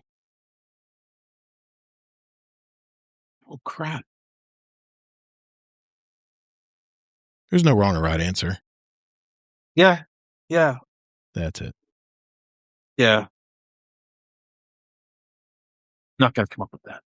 Nothing? Just say a name, right? So, yeah. So, Margaret Thatcher. How's that? Okay. I got you. I know where I pulled it. Favorite cartoon, past or present? Speed Racer. Nice. Okay. Have you ever had a nickname? No. Okay. Can you drive a stick shift? Yes. Okay. Very good. Name your top 2 superpowers. The gift of gab, and I'm accommodating. Okay. What was the first Destiny podcast you listened to? Jeez. I'm going to say the PvE. I don't know what it's called. 3 guys on a PvE, but all the hosts have changed. Yeah. Planet Destiny? Sound familiar? Is that what it is? Is that what it is? Planet Destiny? Well, now it's PvE. Yeah. That's right. PvE. I think it had a different name in the first iteration. It was called. Yeah, I remember where you're talking about. Gee whiz. It's the guy went to work for Bungie. Yeah. Design. Yeah, I'm trying to remember the name of the podcast. I know they still do a Star Wars podcast, I think. Yes. Well, I thought that ended too. Did it end? Was the guy's name Merc? The guy's name was Merc. Oh, yeah. Jeez. Weapons something? Weapons breakdown? Oh, yeah. Yeah, I know what you're talking about. I can't think of it. In the same world with it. Yeah, horrible. Yeah. I listen to PvE. I like their stuff too. They break down all the weapons and stuff. It's a lot of fun. They know their stuff, man. That's for sure. I'll think of it later. Someone will probably mention it in chat. What was your first music album? Probably Led Zeppelin. Led Zeppelin, which one? The one that actually has the Zeppelin on the cover? I don't remember. I think it's just Led Zeppelin. If you're talking about their first one, yeah, that definitely tells me your age. Okay. C-3PO or R2-D2? C-3PO. What is your favorite beverage of choice? Zero Coke. Oh, okay. That's my favorite too. If you had infinite money, would you still choose to work? No. Name one thing that you would change about yourself. I'll say weight. Okay, that's a good one. Yeah, that's one on my list too. I had an extra one in there. I snuck it in there. I didn't tell anybody. Well, Necromancer, you now have completed the speed run. Thanks for playing, sir. We appreciate it. Thank you. I've got a question out there for all our listeners and watchers. If you have a speed run question that you think we should ask our future guests, let's hear it. Go to our 2027 Speedrun channel, submit your question, and at the beginning of 2027, we're going to have 2 more drawings for a $25 Amazon gift card. I mean, what do you have to lose here? Let's hear it. There's 1 entry per member. We'll go into the drawing on the wheel spin online. We'll do it live, but you can submit as many as you like. Thank you and good luck.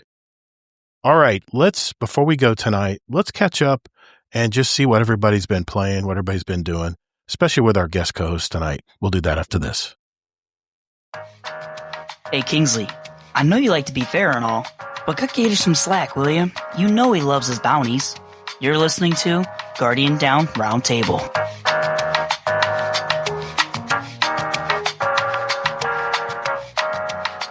All right, boys and girls, it is that part of our show where we catch up and just kind of see what they've been doing, what they've been playing, how's life, anything they want to talk about and catch us up. And since Necromancer's been talking a lot here, Deadpool, let me go to you, man.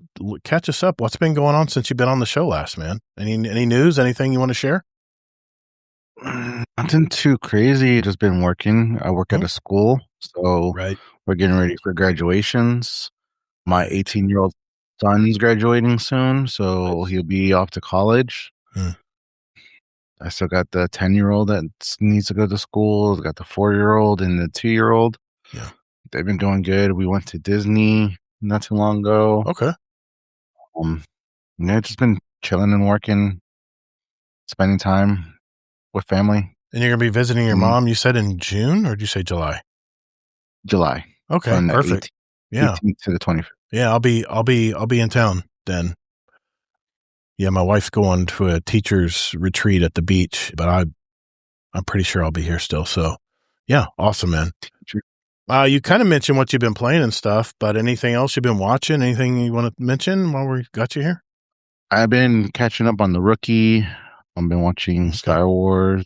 Yes. You know, it is Star Wars month. Mm-hmm.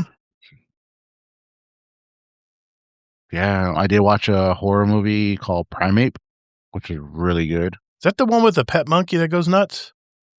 Mm-hmm. I saw the previews of that. Good. It was good, huh? Okay. My 2-year-old, she likes watching horror movies, and when it first started and the opening scene, she got scared. She's like nope. So, yeah. Oh my God. That was a good movie. Yeah. Other than that, just working and keeping me busy. Cool, man. Necromancer, I'm gonna go to you, man. What have you been playing? Have you been playing a lot of Destiny? I know you said you've been traveling a lot. What else has been going on, man? Yeah, so Destiny, about 4, if I'm here, it's about 8 to midnight. Okay. I am getting back to editing photos a little bit, which is nice because I'm finding things that I forgot I shot. So I shoot a lot of stuff. So I've got thousands of photos waiting for me to look at. And they're not all individuals. They could be 10 rapid fire or, 15 rapid fire. Pick the best one, develop it. Sure. Traveling to New England a lot. Okay. Traveling to DC occasionally. Right. I did have to go to France a few weeks back. So France was business. But we went to London first and took a little vacation and then on to France. Okay. And you said you've been... What have I watched? We just watched the latest Jack Ryan film on Prime. That's a great series. Good. Yeah, the series and, is good. Other series is Daredevil, I think it's Born Again or Reborn.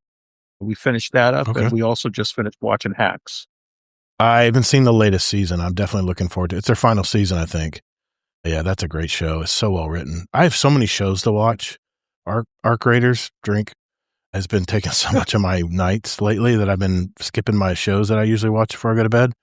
But yeah, that's definitely one on my list, man. I love Hacks. It's such a great show. Yeah, I don't watch anything before I go to bed. It's Destiny and then to bed. See, I have to watch something to wind down because I get usually wound up playing video games, and especially if the adrenaline's going. And You do. what's that? Of course you do. Yeah, You get wound up. I do. I mean, I sometimes I'm relaxing, but like I said, there's always that fear someone's gonna. I mean, I killed like a Leaper and a Bastion in one map one time, and no one was around. I was like, that's true. On Arc Raiders, it's more of a chance than I was still thinking Destiny. Like just you patrolling around doing bounties. I'm like, I'm all wound up. I'm sitting there like stuffing it in my mouth. I'm like, what else can I put under my armpit? I think I can get out of here. In the hatch is like right there. So I'm like so paranoid. I want to get through that hatch before someone shoots me and try to take some of my shit. So yeah, it gets exciting. Anything else you want to mention, Necromancer? We kind of did a deep vibe on you, I guess. So yeah, no, I think I'm good. All right, it was easier than I thought. I was a little nervous about it. It's funny. We have guests. The test. We have guests on the show, whether they're YouTubers or whoever, and usually by the end of the show, they're like, "Man, that was really fun." I hope you guys have me back. So. Kingsley, I'll go to you, sir. What have you been doing this week, man? Oh, man. Yeah, I'm tired here. Not much either, just for sake of time. I do want to probably talk to you next week. Let's get caught up on Survivor. Yeah. Because it's been a really good season, but I probably don't have too much to say about it right now. I haven't been watching much TV either because I just kind of would prefer for video games. However, I have started reading again. I didn't mention this last week, did I? No, it's your reading? I didn't hear that part. I don't recall that in the last show. So you're reading. Okay, so I've had a not a Kindle, but the other one, the Kobo. That's like another big brand of like book readers and stuff. Okay, and it's been good, but like I got it several years ago, and even though the e-ink reading on it is nice, it's still not quite up to par if you want to like read also technical documents or PDFs or just books that aren't formatted for it. So I'm like, okay, I'm going to do it on an iPad now. I'm a big Apple guy, and so like I don't want just a small phone, and I didn't want to read it on a big laptop. So I'm like, I'll get an iPad mini because that's like a perfect size for reading and getting the better features like the color, good quality color. And the newest iPad minis have anti-reflective screens, so they can actually work pretty good outside too, even though I'm not really going to be taking it for outside reading. It's more for inside, and found a really good deal where I got one it was like open box return model. It was like $150 off at Best Buy. In fact, that was a whole ordeal where it showed the price on the website. Right. I just show up because I'm like, okay, I'll just get it real quick and easy. And instead of doing store pickup, that was a big mistake. I should have done store pickup because I show up there. They had a different price listed in store than the website was showing, even though the website said this store has an open box return model that was in excellent condition.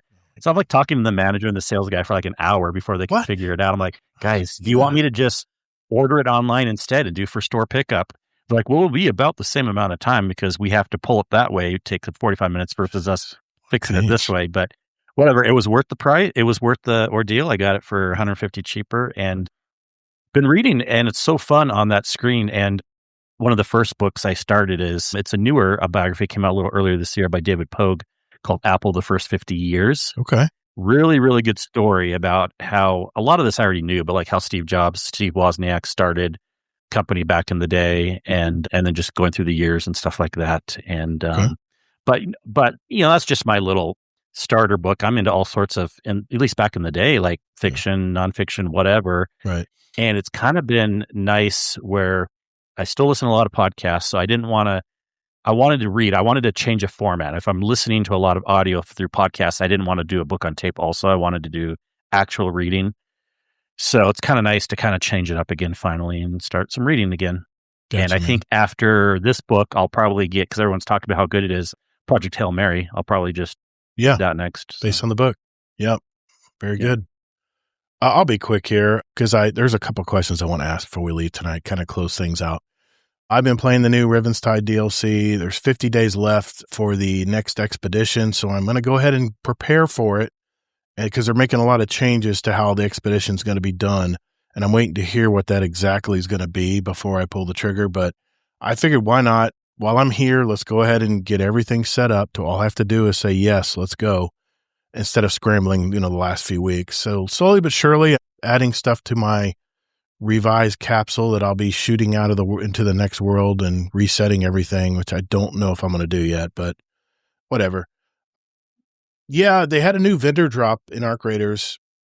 I thought it would be something similar to like Forsaken Era Spider, that you bring something that you don't have, but if you do have a lot of something else, you can exchange it out. And the prices of everything are way too high. And they mentioned they were going to make adjustments, and they just wanted to throw a blanket price out there, and they would make changes. So I'm going to wait to see what happens, because it does change every week, like Spider did. Actually, Spider was every day, but they do it every week. So I'm going to wait to see what happens. I mean, it's nice to have a new vendor that can get you some hard materials and stuff. We finally beat the Salvation's Edge raid and beat the Witness after several weeks of trial and error. A big shout out to my raid team, Allocate, Rona Red Lion, of course, Kingsley Mac, Zombie Pops, and of course, Sin Media for running that raid. We really hit our head up against the wall several times, but we finally figured it out. We got it done. And I was also raided with our friends across the pond, which, by the way, I got the Plonker of the Week. For that, when I was running a Desert Perpetual with them, I was running the one where you have to run through the rings, and then you got to put up the force field, the shield. And of course, I forgot what button that was. And I actually threw my super instead, and everybody died, of course. And he made a really cool graphic of me, my Plonker of the Week. So shout out to those guys. I had a lot of fun gaming with those guys. And Heyoka got his 200th raid. Congratulations. I looked up mine. I think I have 208 or 210 raids. So he's right there with me. We do plan on doing something this Saturday. I think we're talking about we're going to go to another Zero to Hero or whatever, but we'll talk about that more. My wife's week has been chaotic. She has it's the last week of school. She's trying to finish all her testing and stuff. So no movies this week. But this next week, after the Memorial Day weekend, I'm going to see Star Wars, Mandalorian, and Grogu. And the Guy Ritchie has another film out called In the Gray. It stars Henry Cavill and Jake Gyllenhaal. And those two movies are on my list. I might see both of them, in fact, before our next episode. We'll see. I'll give you my reviews on those if they were worth watching. So before we go tonight, let's jump right into a couple questions, because I did throw it out there to our community if they had any questions about what's going on right now. And we had a couple I wanted to ask here before we head out tonight, guys. This is from Zombie Pops. He says, so with what Bungie has said, does this justify the wait for the last content drop? I guess at this point, it's what we get, even if we don't like it. And a bonus question, will this change how much or how little you play Destiny? Personally, I'm still going to jump on with friends and raid nights when I can. What do you guys think?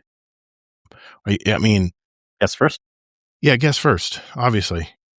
Whoever wants to speak up, go for it. Well, you don't always follow that rule, Todd. I always do. That's what I'm saying. Plus, I need a chance to take a drink. Because I said I'll go for it. Go ahead, Deadpool. I'm just going to be playing like normal here and there when I get time to play. Yeah. If it's not from not occupying my time with Division and my family, but I'll be playing Destiny a lot. Still going to be putting in the time. I've invested in the game for how many years now, so yeah, might as well continue playing until it shuts down completely. Necromancer, what about you? I don't see anything changing. I'm hoping that the raid runs don't lessen. But I'm really, really thankful for all the effort the people at Bungie US that are putting in this time and bringing all this stuff out, because I can't imagine that this has been easy for them the last few months. They had to see it coming, right? Yeah. So yeah, nothing will change there. I'm just going to keep playing, and I've got so much to do. I couldn't even tell you when I'd be satisfied and walk out. It's a good problem to have, man. Definitely. For me, I will be playing it probably a little bit more than I do now. I'm playing every Saturday, of course, with my raid group. We'll figure out what to do starting the next week's coming up. I'm probably going to play, it'll probably be inserted a little bit in my weekly routine, my weekly night playing, because I love the fact that it's going to be very bittersweet playing through it. And it's like a little checklist, man. I can just run in there and just start checking boxes, start slowly, ranking up my last season pass of Destiny 2. It's going to be very bittersweet, but I'm going to enjoy the ride on this one. And then when it's over, it's over. So Kingsley, what about you? Yeah. Does it justify the wait? I think it does. I mean, it's a lot of stuff. It's sad that we couldn't get more communication leading up to it, but the problem is it's just so. I do try to be fair about stuff, and if somehow we knew ahead of time that it was ending, and then everyone would have their input of like, we'll add this in, add that in, and they probably, obviously, the overlords, whether it was management at Bungie or management at Sony, they weren't allowed to tell us anything ahead of time. Right. So regardless of the communication snafus, obviously them adding more stuff in, I'm fine with the wait because also, whatever, I've been playing other games. So No, we've already been. will it change? Yeah. Will it change how much I play? Not really, but to be technical, I did kind of think it through. It might. I mean, at the beginning, I do think also I'll play a little bit more than normal because since it's the last hurrah, I'm going to look at all the stuff that's added, at least at the very, very beginning, first day through first week. Right. Then like the rating will be about the same for the medium term, but I do think in the long term, I mean, 6 months to a year out, I do think I'll be playing less, unfortunately. Yeah. It's just going to happen. There's going to be less and less people playing and stuff. But on average, as long as we get raid groups still going, and it'll be about the same. Amazing Taco King says, do you think Bungie put it off this final update announcement because of the community is so doom and gloom with the side order of toxicity? Or do you think they genuinely didn't know until it was just before it was published? Oh no, I think they've known. And I think maybe they didn't want to break the bad news. And I think you went first. I know. So I try to change it up. So I think they knew it was coming, and I think they said, listen, it's time. We got to tell them what's going on. They've been crying for months now. It's time to tell them what's up. Reason we haven't been communicating with them. So whoever wants to go next. You think it was last We'll go reverse now then, or whatever. I'll go. Yep. As far as, no, I don't think they delayed it because of the community doom and gloom. I think they were just told to, or not let us know. But the reports that came out today is they knew at least since the beginning of this year. I don't think it was the end of last year, but Tassie and others said that they kind of knew earlier this year that it was going to be ending. At least upper management did. Yeah. I'm sure they tried to keep it secret for a lot of the employees. Necromancer? So I'm guessing the delay, these guys have had to have known this stuff going on for months now. Yeah. I would guess that people have found other jobs and left, which has killed the timeline to deliver. And, the more people that leave, the more the timeline goes out. So I have no ill will about this being late. It didn't bother me in the beginning. It doesn't bother me now. Right. I'm just happy to get to see all this great new content coming. That's fantastic, especially for something that they were winding down. Deadpool? Yeah, I'm just going to caveat on everybody else. I think that it was known and that they just needed the time to gather their thoughts to give us one last hurrah, Yeah. Question from Sky Guy. I know this has been stated many times or asked many times, but I always like hearing everyone's answers. What is or was your favorite Destiny weapon in Destiny 1 or Destiny 2? Well, I think you kind of answered that, Necromancer, in your speed run, but Deadpool, what about you, man? Yeah. My favorite weapon was the Vex Mythicast. I still love that weapon. I have it in D2. I have almost 30k kills on the D2 one. I accidentally deleted my one that has a lot more. But yeah, that was my favorite weapon in D1. I loved it. I got it I think it was in D1. I think I got it on my third try. 32 for me, buddy. 32 times till I finally. No, it was actually in D1 it was actually on the second try. Oh, in D2 it was on my third try. Jesus, man, that's luck. Kingsley, what about you? Favorite weapon? Yeah, Sunshot. Yeah, that's right. It's like your favorite child, it's hard to say, but I would say if I had to be pinned down to one weapon, I would say Telesto, baby. I love the Telesto. It tied in so well with my Voidlock. It just put everything together and splooge and walk away. Don't clip that. Dude. I'm trying to make sure we get the Destiny questions out of the way here because there might not be any next week. Yeah, there will be. Okay. Yeah, Well, I'm sure there will be still. We'll, okay. Because we're pretty long tonight. Yeah. So. Final question of the show from Scarlet Maddie. After seeing the TWID today, basically my question, if you guys think Bungie made the right choice today. Obviously, they had multiple routes they could have gone. And I'm very sad to think that right now. The idea of going to Old Chicago looks farther away than ever. I was really looking forward to that. And they should have probably capped off the game at the end of the final shape. Yes, I agree with that. But we're far past that now. Do you guys think Bungie is doing the right by the community by taking a step out and developing a new game and completely shuttering Destiny development? Personally, I always knew this day would come. It's just sooner than I thought. I wonder what you guys think. New question, two-parter.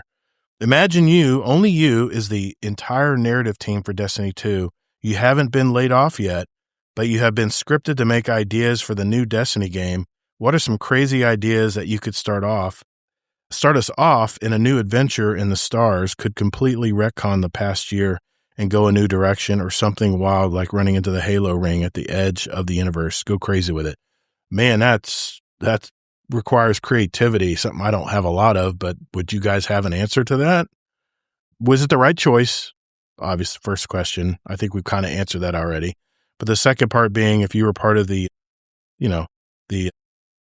voice line team, was there some crazy phrases or something you'd think about for the future of a game possible? I want to answer the first one. Okay. Because I don't think I did answer it exactly how he's asking. Because I'm thinking about this more, like he said. Yeah. I have two answers depending if we're looking at the big picture or now. If we're looking at the big picture, no, it wasn't the right choice. Like he said, and like I've been saying forever, they should have cut off Destiny right after Final Shape. Yes. Because that would have had the best fighting chance at the time to work on a Destiny Classic or Destiny 3 or something, if that was in the plans, like 2 years leading up to that. And then Final Shape comes out and they already have 2 years going into Destiny 3 or something. It still may have been a pipe dream, but I still think it was a better chance than where we are today. So no, this isn't the right choice how it ended up, and it's kind of sad, but right choice for today. Yeah. I mean, what else could they do? Okay. Anybody have anything to add to that? I think it's financial. I think they looked at income. I think they wanted to get Marathon up and running before they did this, even if they knew they were going to do it months ago. So they had to see some stability in Marathon first. And I have no idea what that is. I haven't played it. I haven't looked at it. I don't know if that's got good numbers or not, but they had to get something else in there before they cut their nose. Okay. And voice lines. Would you guys have a voice line that you'd want to create for a new game that would set us off on an adventure? Not creative here. I'm not either. Pass. Yeah, I'm not creative. I don't have an answer for that. Deadpool, save us. I would do something. I would do something crazy like Deadpool would be. I would like breaking the fourth wall or something like that. You'd be looking back at him. That would be pretty cool. Looking back at them. Yeah, I like that. Doing stuff like that. So I like that. Yeah, just like an office moment. That'd be great. Look straight at the camera and say something. That's awesome. Oh, thanks everybody. Like, or do something like this. Like, you know how like the ghost doesn't do much. Just look at the ghost, and be like, come on, man, help me out here. Like, what's going on? And the ghost would respond because it's AI, right? Jeez. Yeah. Oh man. Hey Guardian, our show runs on Duncan. I mean, it's supported by our community. And by that, I mean our Patreon community. We're nearly 100 strong now. And if you want to join an awesome group of people and get the benefits like a private channel with myself and Kingsley Mac and all of our other Patreon members out there, not to mention special badges in our Discord community, years of behind the scenes, special audio and video episodes just for our patrons, and it's really simple. Just go to GuardianDownCast.com and hit that Patreon button to find out more. You can also join us for free, so what do you got to lose? If you've received any value from the show today, keep those corporate sponsors out of our podcast by simply joining our awesome community at patreon.com/support Guardian Downcast. Later, Guardians. So this is the part where I get to talk to you. Yeah, you guys that listen to our show every week. Thank you for that, by the way. So, the death of Destiny 2. I'll be honest. It caught me off guard today. I didn't think they would be mentioning it this soon, but I really wasn't surprised because everything has to come to an end eventually. The Destiny story was told. It was a fantastic era. Oh my gosh, so many good times playing this game, so many memories. Way too many to remember or count. But, this is the game back in 2019 that got myself, Hazel, and Easy to decide to take the plunge and make this show and hope that people would want to listen to it. And for that, those OG members, thank you. Really means a lot. I don't forget things like that. And for those of you that have found us all these years along the way, thank you as well. We're not, of course, going anywhere. We were a Destiny podcast, and I'd like to say I saw the writing on the wall when I changed the format of this show, but to be honest, it was just a gut decision. I just didn't have a good feeling for the future of the Destiny game, and maybe this is good news. Now that they don't have to focus and feed the live service Destiny 2 game anymore, now they can redirect and focus on whatever new game that Destiny decides to make in the future. All I know is whatever game they come out with, I'll be first in line. Because over the years, Destiny has earned my trust. They make a very good first-person shooter game. I have not found another first-person shooter game that has equal Destiny 2. Or Destiny, for that matter.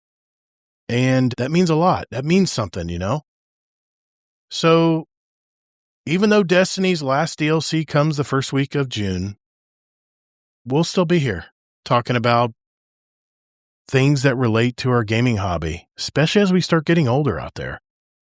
By the way, if there's something you want us to talk about, first you got to join our Discord. That's our community. That's our hub. That's where all of our information flows to all of our listeners, all of our watchers. And that's discord.gg/Guardian Down Roundtable, one word. It'll bring you right to our community. It'll send you right to our general channel. You can say hello to everybody. You don't have to say anything. You can lurk if you like. People will probably say hello to you, though, so just expect that. But then there is this channel called Articles for Roundtable, and you can put any input you have toward a subject or topic for a future show. And we look at that channel. So if you have an idea for us, throw it in there. Big shout out, of course, to my co-host Kingsley Mack. A big shout out to our Patreon community. We're slowly approaching that 100 number. We have bonus content, special roles in our Discord, those nice gold embossed nameplates in our Discord. It stands out to let you know that you're contributing back to our community. We got private channels and a bunch of other things as well. So if you're curious what's involved, like I said, you can even join for free. Just look around, see if I'm full of crap or what. There's a lot of extra content in there if you want to go through it. A shout out to our largest Patreon supporters, like our guest tonight, Dungeon Champion patron Deadpool 1 Merc, our Raid Boss patrons, Amazing Taco King, Frostbite, and Jealous Gaming. So, for whatever game you're into these days, be sure to take breaks, hydrate, and touch grass. Apex Cuddler. He's been a Gatorade patron for nearly 2 years now, and a member of our community for over a year now. The path to victory is long, but there's always hope. Fight! Thank you all so very much for listening. And whether in life or in your game, hey, get your reps in. Later, Guardian.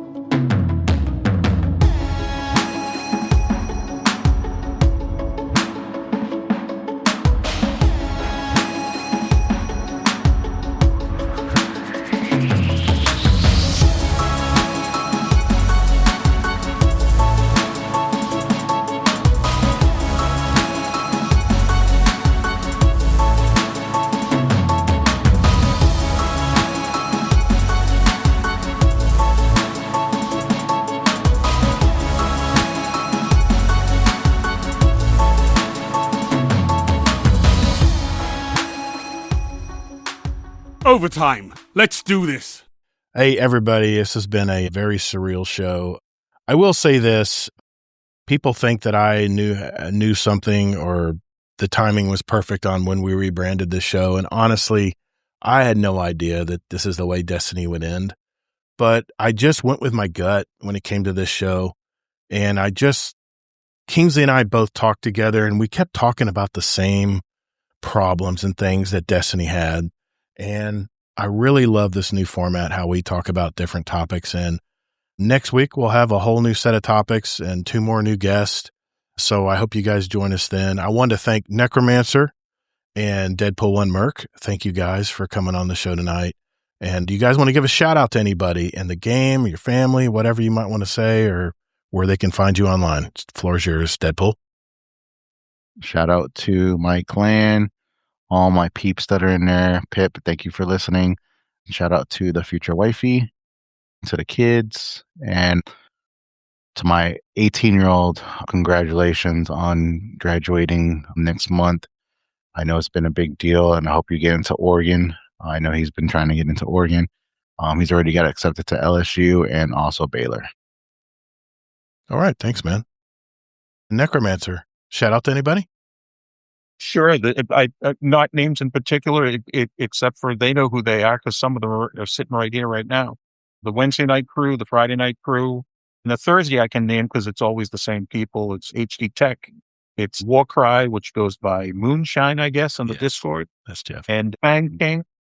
And, those 3 nights are nice when I can do them. And if I'm not traveling, for a while, I'll give one up so somebody else can get in there. But nice. real good group of people in GDC. It's the first time I've heard anyone say that Moonshine is a great guy. Okay, whatever. Oh, yeah. Warcry. Warcry. Warcry hasn't been drinking the moonshine too much lately. What? What's going on with him? All right. He misses me. He was doing all right last week.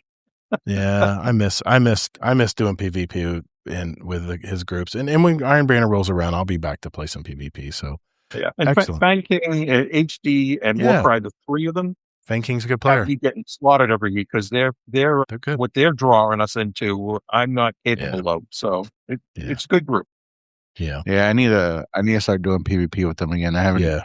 I've been helping out my clan more. So I used to be part of the Thursday night PvP crew and used to run with them all the time, and I need to get back into it. I've just been a lot of fun. Hey, man. Life gets in the way. Kingsley Mac, anybody you want to give a shout out to before we go tonight? Yes, of course. I want to shout out to the guests, Deadpool. Always a pleasure having you on. We'll need to get to your topic soon. I'm sure we'll loop around to it soon enough. Good topic. Yeah. And of course, Necromancer for coming on and learning more about him, and shout out to San Diego. Nice. I want to give a shout out to everybody who showed up tonight. Some aren't still here, but I want to mention who did stick around to the very end. What hardcore people, man. Humorous Matthew, Base Windu, Phi the Saint, Scarlet Maddie, Zombie Pops, Pip, and Kilvin in our Discord. And that would be Amazing Taco King. And I'm trying to remember Rodimus, Sweaty Spooks, so many more. I'm sorry if I missed you. Bird Hunter. Yeah, Bird Hunter. Man, Mike, I have not seen Bird Hunter 1236. He is an old Battlefield friend of mine. Man, it has been a long time since I've talked to Mike. So fantastic tonight. Thank you for everybody to hang out tonight. And I know this conversation won't be ending tonight. We'll have a lot more to say next week. There'll probably be some articles out next week we'll be going over as we get closer to the release of the final DLC for Destiny 2.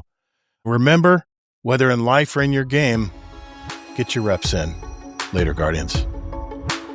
Have a good one.